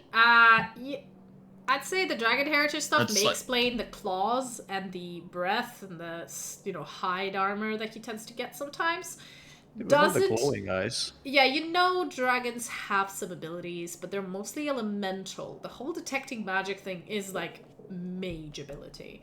But yes, I'd say it's a pretty flimsy evidence to like just say you're not a wizard, because wizards have detect magic. I mean, I've literally said many times that, well, one, you can see that, well, the dragon heritage in me kind of acts up a lot. At least now, more so. And I believe it was merely mutation that did the thing with the eyes when I was first learning detect magic. And somehow, it ingrained itself, and I don't know why, but it happened. Now who's the liar? Takes one to know one, motherfucker. As you say that, you reach the treasury. As you come in, Belloir sort of hops around and goes like, I don't know, maybe this... I don't I honestly wish know we could all just be honest with each other. We would be able to work with each other so much better. Listen, as much as Bax was inside me, I'm inside him. But head. At this point, Belloir comes up to you with like a list of items and sort of goes like, right, don't ask what that's about, that's your business. Right, what exactly are we looking for? Do we have anything specific in mind? Because this place is pretty big. Any big weapon of kill fuck all? Well, no, those are pretty rare, and even if I do get one, it usually is in a museum. I wouldn't have it in my private collection. That'd be weird. Well, if I hoard all the super powerful weapons, I'm not in the military, nor am I in the order, so, you know. Well, any It's useless, us. any useful staffs, circlets, bracelets, fingers, Right. rings. So we're Yes. looking for armor and weaponry. We're not looking for sort of potions, scrolls, that kind of things, right? I don't know. Alright. Maybe if you got some potions of healing. Bax, I Yes. conveniently have these cat ears. I mean, actually, I do. I found an interesting. I don't know. There was a traveler coming from Chamont, and that traveler, it wasn't a tabaxi, surprisingly, but it was a dwarf, and the dwarf was like trying to peddle some goods in the empire, and I believe. I think he was passing by, and I think one of the nobles purchased these items and tried them on, and then said that they were cursed. And then I was like, "Is it a fun curse?" And he goes like, "Well, depends what you're into." And I said, "All right, I'll take them off your hands because they're sort of a combination." And now I think they're somewhere in a box. I don't know. I've never used them. I have kind of forgot about them, but I do have those. What's a fun curse? I don't know what's a fun curse, and that's the thing. He wouldn't tell me, no matter how much I prodded and asked him, and I was like, "Come on, tell me what it is." And he's like, "No, So you no. never tried it? No, I don't have the time, honestly." I think Bax should volunteer. I don't think. Maybe I I'll try it. You'll try it? Yeah, sure. Why not? Maybe it'll help out. All right. All right, great. And he takes you over to the cupboard where there is, as you open it up, it's literally, it has a sort of a headband with some cat ears, a 2 oversized plushy paw like gloves, and a tail with a silvery appendage on the other side. And he goes like, "I believe that goes in your butt. I'm not sure. Probably."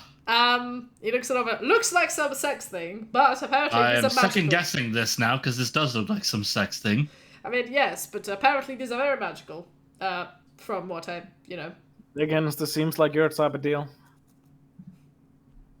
Well, you would know, Oh. wouldn't you? Don't insult the host.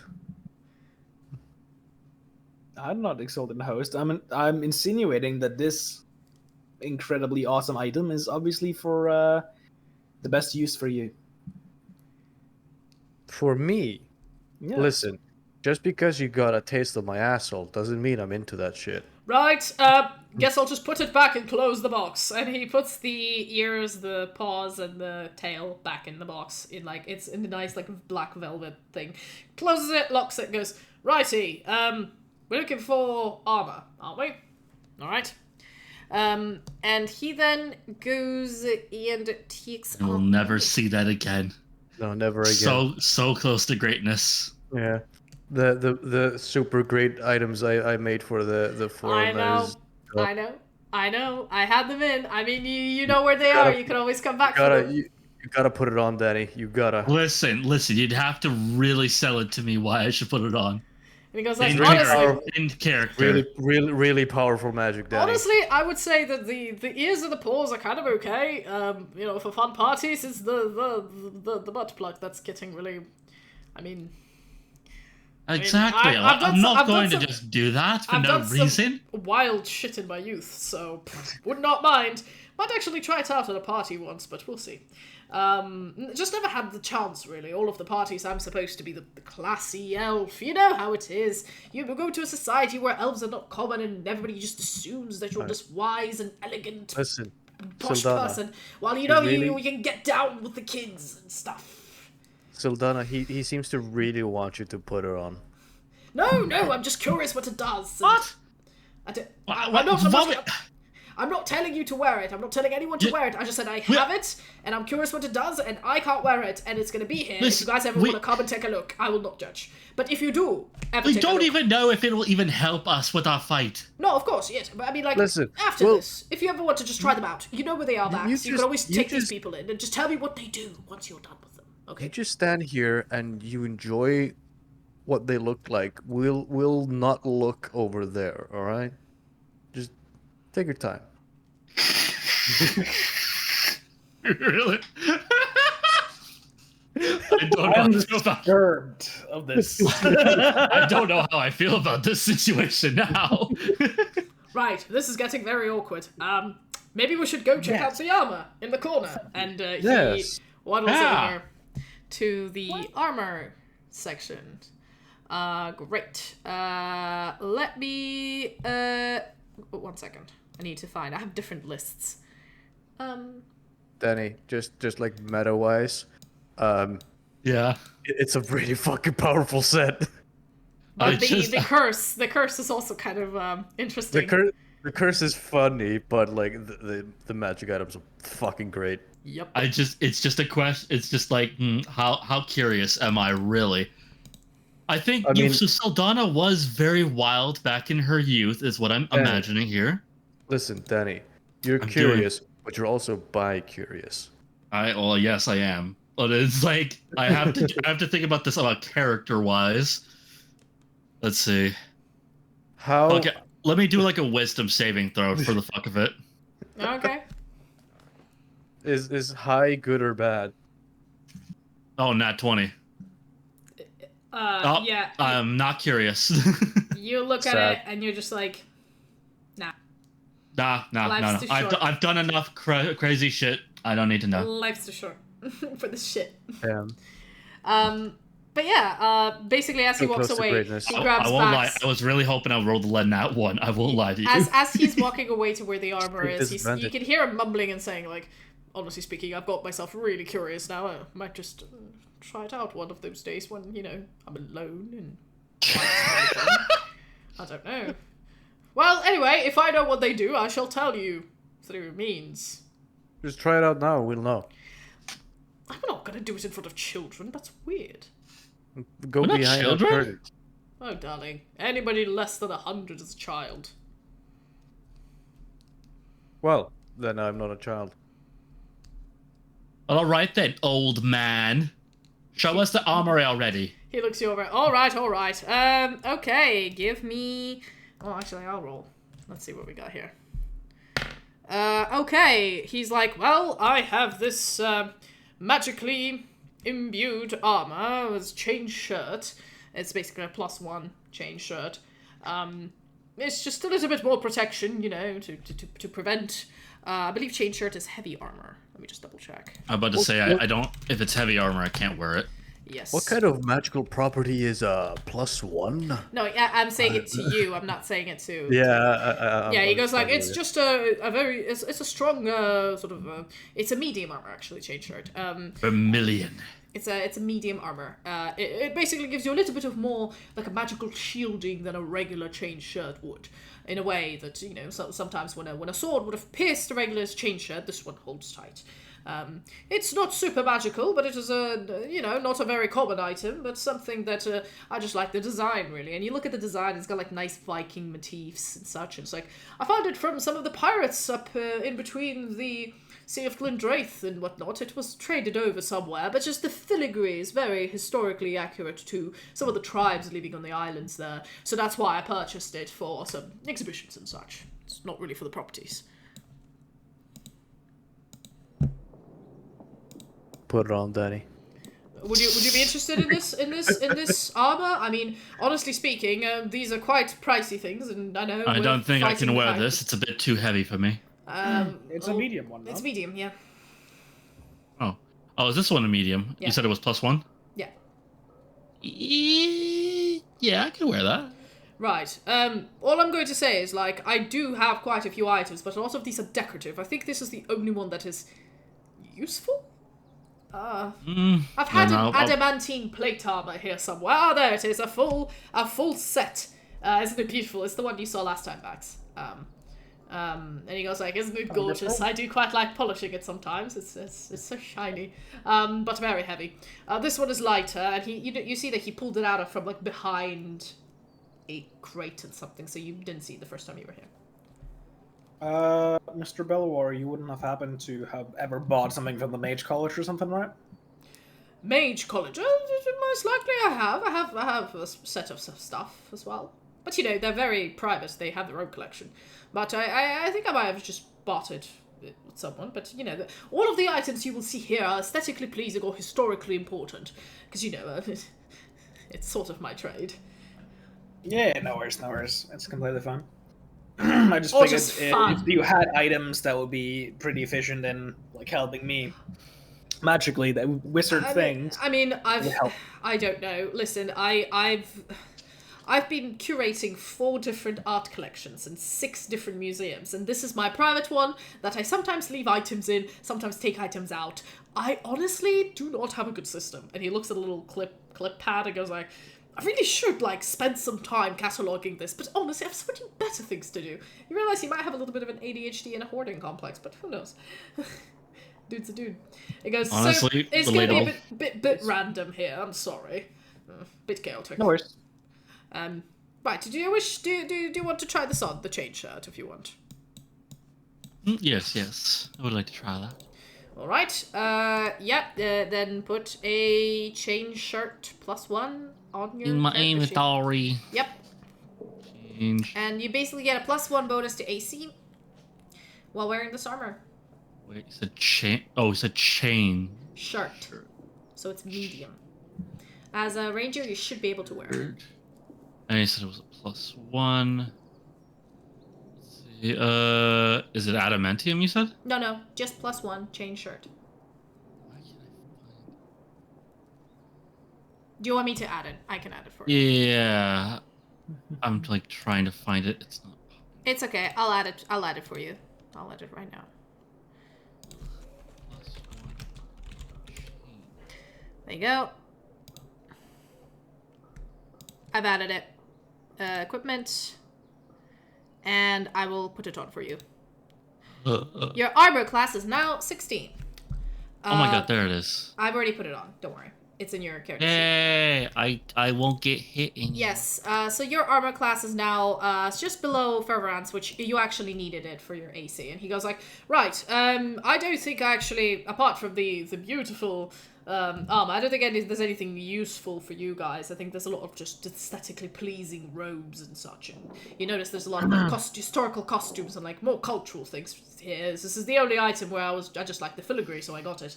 So I believe we should probably move on to like weapons or other things you wanted to check out, I believe, right? Well, if you got any staffs, circles or rings with special abilities, honestly, I'm not a very big fan of staffs and stuff. I mean, I have my trusty, and he takes his little like walking stick. Like, got my trusty stuff right here, and I find it the most beautiful and classy thing. So I didn't really get any because you know Trial doesn't like staffs, and it looks so strange with one. So, and my wife doesn't use them, so you know. I didn't find a need to collect any. But I might have like a wand or a ring somewhere. Those are pretty. Well, let me take a look. And he then starts rummaging through, and he like throwing things around, and you know, there's cloths running everywhere. It's a mess. Unfortunately, poor man. He like his museums. So you've been to them, Bax, and actually you've heard of them Fervorant because they're talked about very positively. I think there's a branch of one of his art galleries in the capital city. They are very well ran and organized. They're super classy. You realize that he just hires the right staff to do this. It's not him. But the items are all procured by him and, you know, traded by him and appraised by him. But of course, the presentation and organization is done by everybody else. He is a bit of a clusterfuck. Well, you know, if you're that rich and that old, you don't need to really worry. You can just hire people to do this job for you. But now that he's... You can say what it is. Alzheimer's.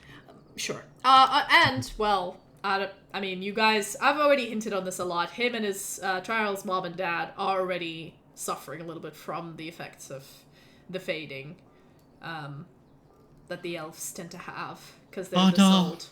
So they are losing their, you know, they're sort of dissociating from their physical forms once in a while. And they forget things. They, you know, go catatonic for a few hours and come back. And, you know. Carl has his 50th birthday and his parents just like... Brrr. Yeah, I mean, you culturally, there's not that many elves about this. And elves tend to try to keep this quiet. But I'd say, Bax, you know this because Trial told you about these things, about how he's worried that his parents will one day just disappear. and their bodies will be left alive, and he wouldn't have. Would I know this just being a half elf? No, you would know this because you were in Tarl's dream, and you've seen it. His parents. Oh yeah, sitting, I did see it. Yeah, I saw sitting it. completely like their bodies and horns kept growing, but their minds aren't there anymore for like just ever. So I actually do have an idea what might be happening because I've seen it. You are aware, and you can see, and you have enough insight to see the signs of like, where did I put this? Did I put this there? Like, it is like, I would say it's like Alzheimer's, but on a bigger scale, to the point where their body looks very young and very perfectly fine. It's just their mind is. I would say if like I ever like see him like forgetting where he like lost something, I would just like very kindly be like, "Oh, you had it right here." Yes, and I feel like his wife has more incidents like this, and I think you've seen her like talk about this awkwardly. Like she worries about her son and that they had him too late and that they're not going to be there for him before he becomes an adult because they might just fade away and then he'll be left alone in this realm of short-lived people without anyone, you know. And they're all worried about that shit. Bax, you'd know this, and Fervent, I'd say you, I don't know, would you give a shit? I mean, I've already died. Like, yeah, I mean, before this, I mean, you weren't really trained to do with elves, so I'd say you wouldn't know much. You just think, dude, he did say he's old. He must have Alzheimer's, so. Yeah. But I'm just saying that lore-wise, there's a reason for this. So the two of you are aware of it, and Ferveran just thinks, senile old man, whatever. Awesome. Okay, we're looking for, what are we looking for right now? We're looking for wands, rings, right? Yeah. I'm looking for non-armor-based equipment. Okay, so let's check for, okay, let's go with this. Right. He's looking around, and then he finally finds something that is like, oh, what's this doing here? And pulls out, like, a parchment, like a scroll, spell scroll, wrapped together, and he's like, oh, yes, it is a spell scroll. As you mentioned, I think I might have nicked it from the academy. Honestly, the only reason I got it is because it's got an amazing, beautiful stamp. I mean, look at it. And he actually presents it, and it is extremely aesthetically pleasing. So this scroll is, like, made of this beautiful scented parchment, has like a gold little rod in the back to hold the paper together. The seal that's on it has this beautiful filigree. It's like, I think it was made by, mostly as a gift from one of the students to the headmistress upon their graduation. And I think once, you know, she died, I decided I was in her estate. And he keeps, for an hour, talking about her. He was in the estate, like, auction. He managed to get this scroll, while other people thought it was some sort of a deed to a house. Please just get to the point. Yeah, right, sorry, I had to go on a bit. Basically, it is a scroll, I believe, after I've appraised it, it is of the spell called the Acid Splash.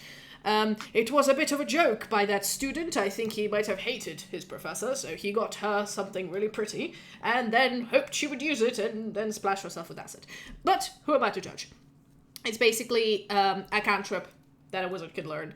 But it's basically a bubble of acid that does acid damage. Yeah, you're a wizard, right? You should learn this. Yeah, sure, Max. Pretty sure.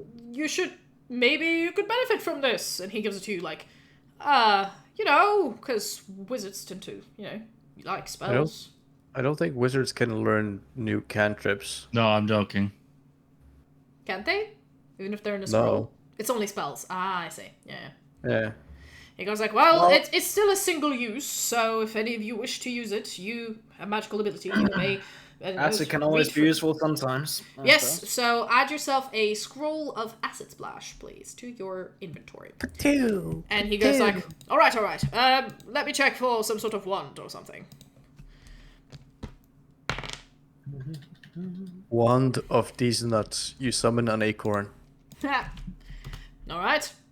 Ooh, this one is fun. And he digs his hand into like a barrel full of like wands in a mess, and he like pulls it out, and it's a wand that's got a beautiful like a wooden this finish. One's got some girth on it. Yeah, wooden finish with nice little moon symbol in the middle and a crystal that's rotating in the center, seemingly not attached to anything. He goes like, this one is fun at parties.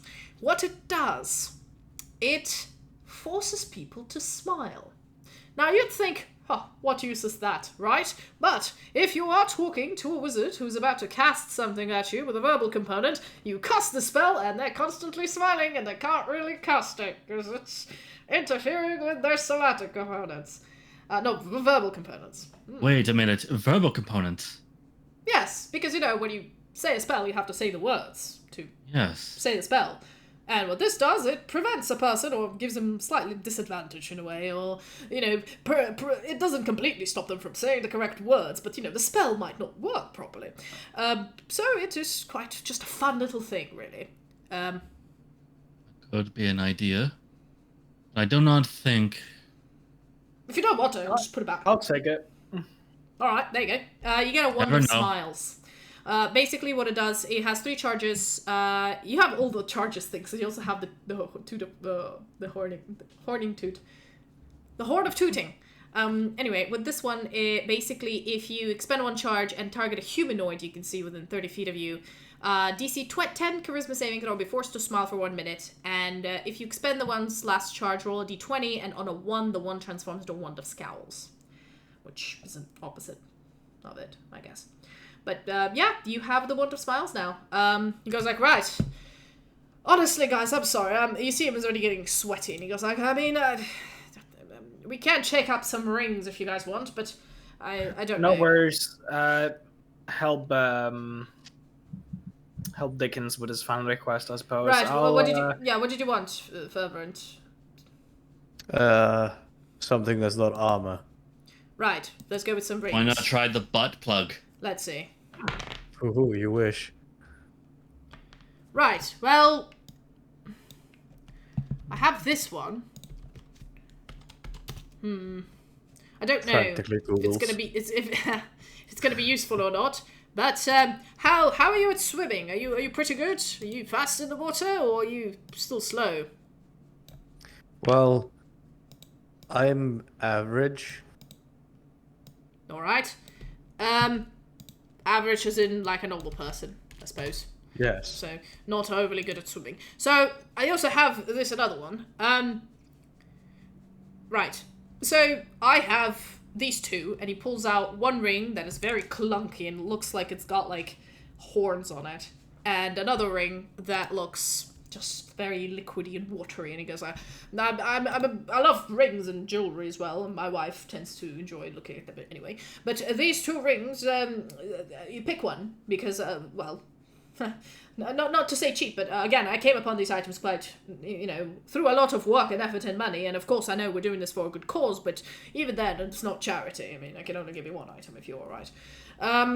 So, we have this ring, he points at one of these, is basically improves your swimming. You can swim for about 40 feet within 6 seconds. You become a great swimmer. It doesn't give you the ability to breathe underwater, but it is, it's useful if you plan to swim somewhere. And this one he pulls out, it's a ring, I call it the Ring of the Ram. In a way, it allows a person who doesn't usually use spells to be able to attack someone with a spectral ram's head, in a way, like a physical push, in a way. But yes, and it allows a person with not enough strength to break objects. It's actually quite good. I see you're a man that doesn't wear a lot of armor or has a lot of weapons per se, so maybe rings would be good for you. So basically, it's the Ring of the Ram, where you can use one of its 3 charges daily to do an attack roll with a +7 bonus, and on hit, the target take 2d10 force damage and is pushed 5 feet away from you. Or you can expend 1 to 3 of the ring's charges to try to break an object, and you do a strength check with a ring with a +5 bonus. So, I mean, I'll take it.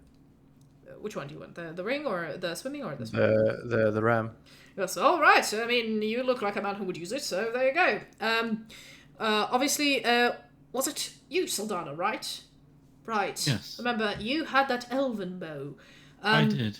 I think I told you before, like, you feel free to keep it, but before you die, ever, like of old age or whatnot, do tell me. Oh, jeez. Well, I don't know how long that will be. I might not be alive by then, so, might not all be there. I will forget, but tell Trarel where your coordinates are so he can come pick it up.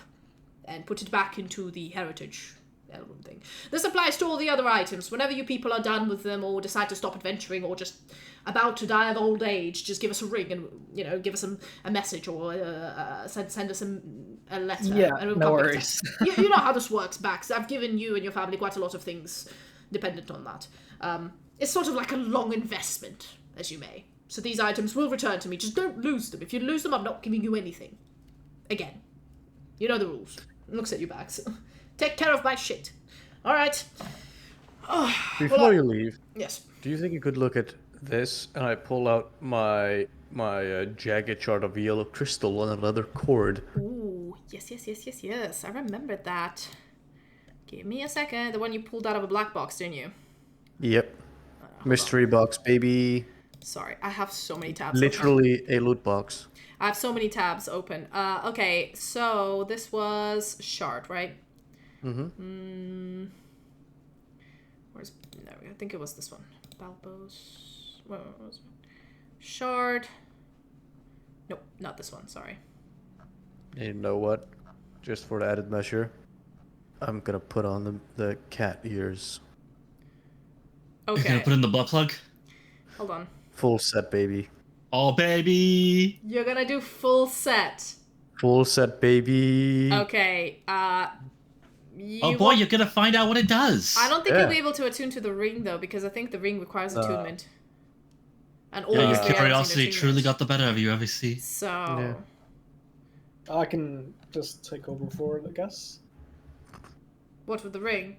I just want to find out what it does. I'm not taking it. Okay. Oh, you just want to try it out.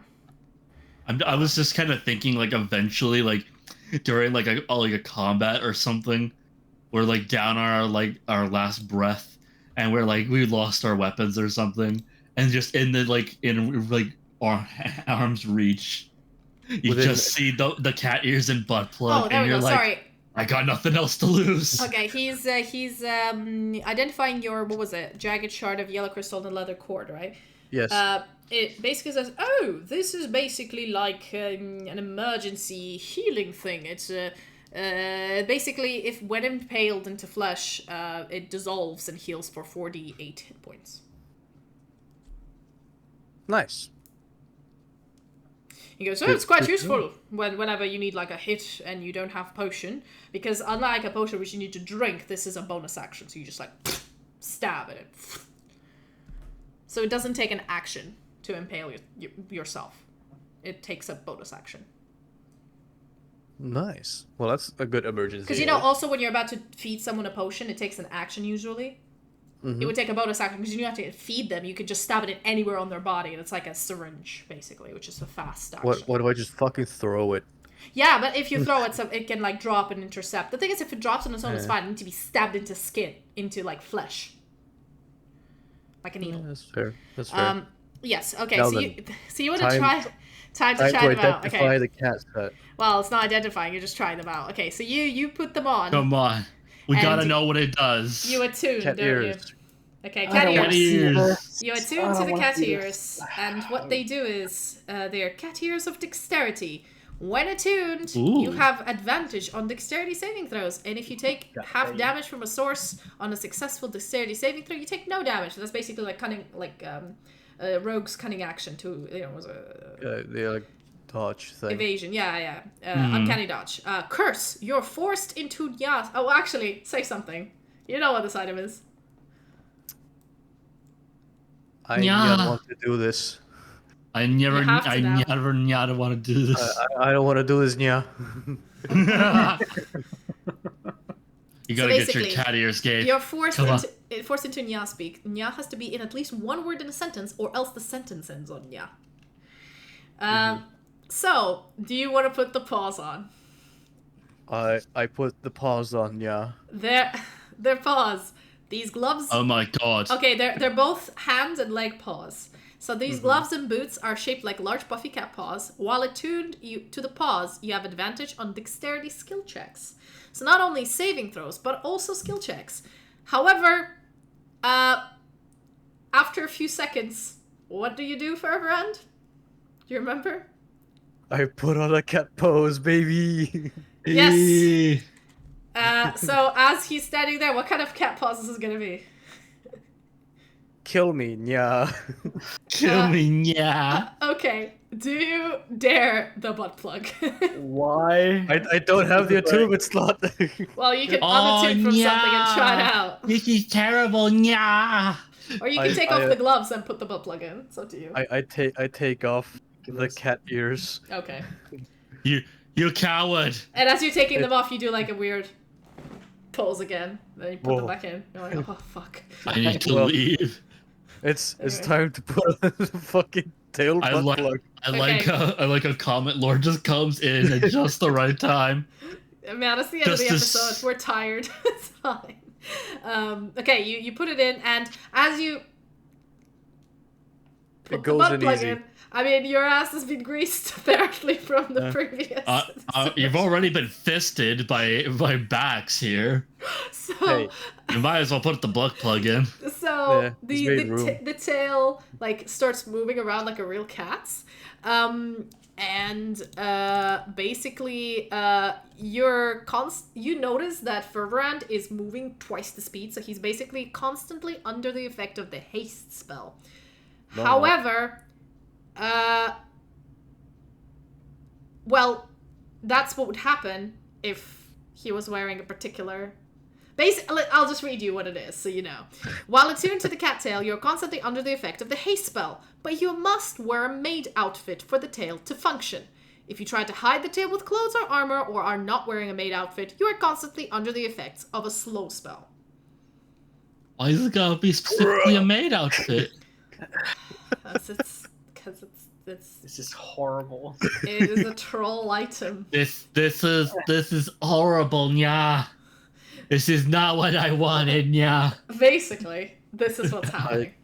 I describe for everyone what the items do. Oh my god, guys, we have the highest viewership for this fucking segment. Of course it would be Listen. at this part. Everybody likes cat made outfit butt plug, right? Oh god. At this point, This is what the people came here for. Belloir Yeah. is like dying on the floor laughing and being like, I can now see why he was so embarrassed about the curses. They are the best, but also the worst. This is okay. You I'm know sorry, what? guys. I'm not giving you this item. I'm keeping it for parties because this is fucking fun. And honestly, Wait, it might actually help us in the battle at least. You want to keep it, Sildana? You fucking go ahead. You know what? I'll keep it for right now. I'm not gonna put it on. That's the thing. You don't have to. I believe altogether it is an insanely amazing thing with a maid outfit. I believe. Without a maid outfit, you don't actually have to wear all of them. You can have one piece or two pieces. You know, there's no bonus from a set. I believe so. But it may come in handy. So, would you like the ears, the paws, or the butt plug? Emergency cat-tail butt plug. Just give me it all. Fuck it. All right. Can you at least wash the butt plug, please? Oh, No. right. Don't you have prestidigitate? I think I have prestidigitate. He prestidigitates the butt plug. Thank you. I don't have prestidigitation. Well, Max has it. So I'm not even in the room. I fucking knew the moment like the powers of the items would be known. You'd want it, Danny. I know. I just, you know, I wanted it, but I couldn't do it without a good reason for my character. I mean, and curiosity. I mean, Belloir would have tried it, but he wouldn't show you. Curiosity did kill the cat maid. Oh my. Yes, it's a cat maid thing. Anyway, you now have the suit of cat Can you add it to my inventory? I will need to actually make it because I didn't expect you guys to even do okay. it. I'll Well, make the then- custom Going to be a items. thing. I'll make the custom items and I'll add them More to you guys. Don't worry. seconds. Okay. bye. We're running Yeah, over bye. by 20 minutes, so I'm gonna end it here. I think it's a good idea. You guys geared up. I think it's a good idea we end it here, yeah. And you're ready to take on the orphanage director. The evil You orphanage were gonna director. burn those orphans alive. Wearing a cat maid outfit. Hell yeah. With a Gatling gun. This has Hell gotten yeah, baby. This has gotten very anime very quickly. Right. But Yeah, streams won't be regular anymore. because vacation, baby. Oh yeah, no. For those of you again, as I said, I'll repeat it again. There's no stream next week because unfortunately I double booked myself with my work, and then no stream after that because we are on vacation. And then the fourth week of a month we don't have a stream anyway. But we'll be back on the 19th for sure. 19th of September stream happening, I believe. So far away. I know. But hey, we ended the stream on cat butt plug. So Horror. good. Anyway, hope you guys enjoyed. I know there wasn't a lot of combat, but there was a lot of exposition actually, and we found a quite interesting secret about Featherend. And Sildana, who actually knew each other in a literal past life. Ooh. More details. But I don't know that. No, because you weren't in the room. It all turns to Isekai in the end. More details to You, follow. Daddy, don't metagame. Okay, I would. Well, Akazeru, if you've missed it, don't worry because you can watch it back on this channel. Or you can watch all on YouTube. Yeah, but we upload them slightly later because of Twitch policy, so it will be up on Sunday on YouTube. So if you wanna rewatch some of the others, feel free to go back to actually figure out what the hell is going on and what's with these hags and who are all of these people. Right, thank you guys for staying. Oh god. Don't tell him anything, Gabe. Okay, and I will see you guys whenever in a month. Onya.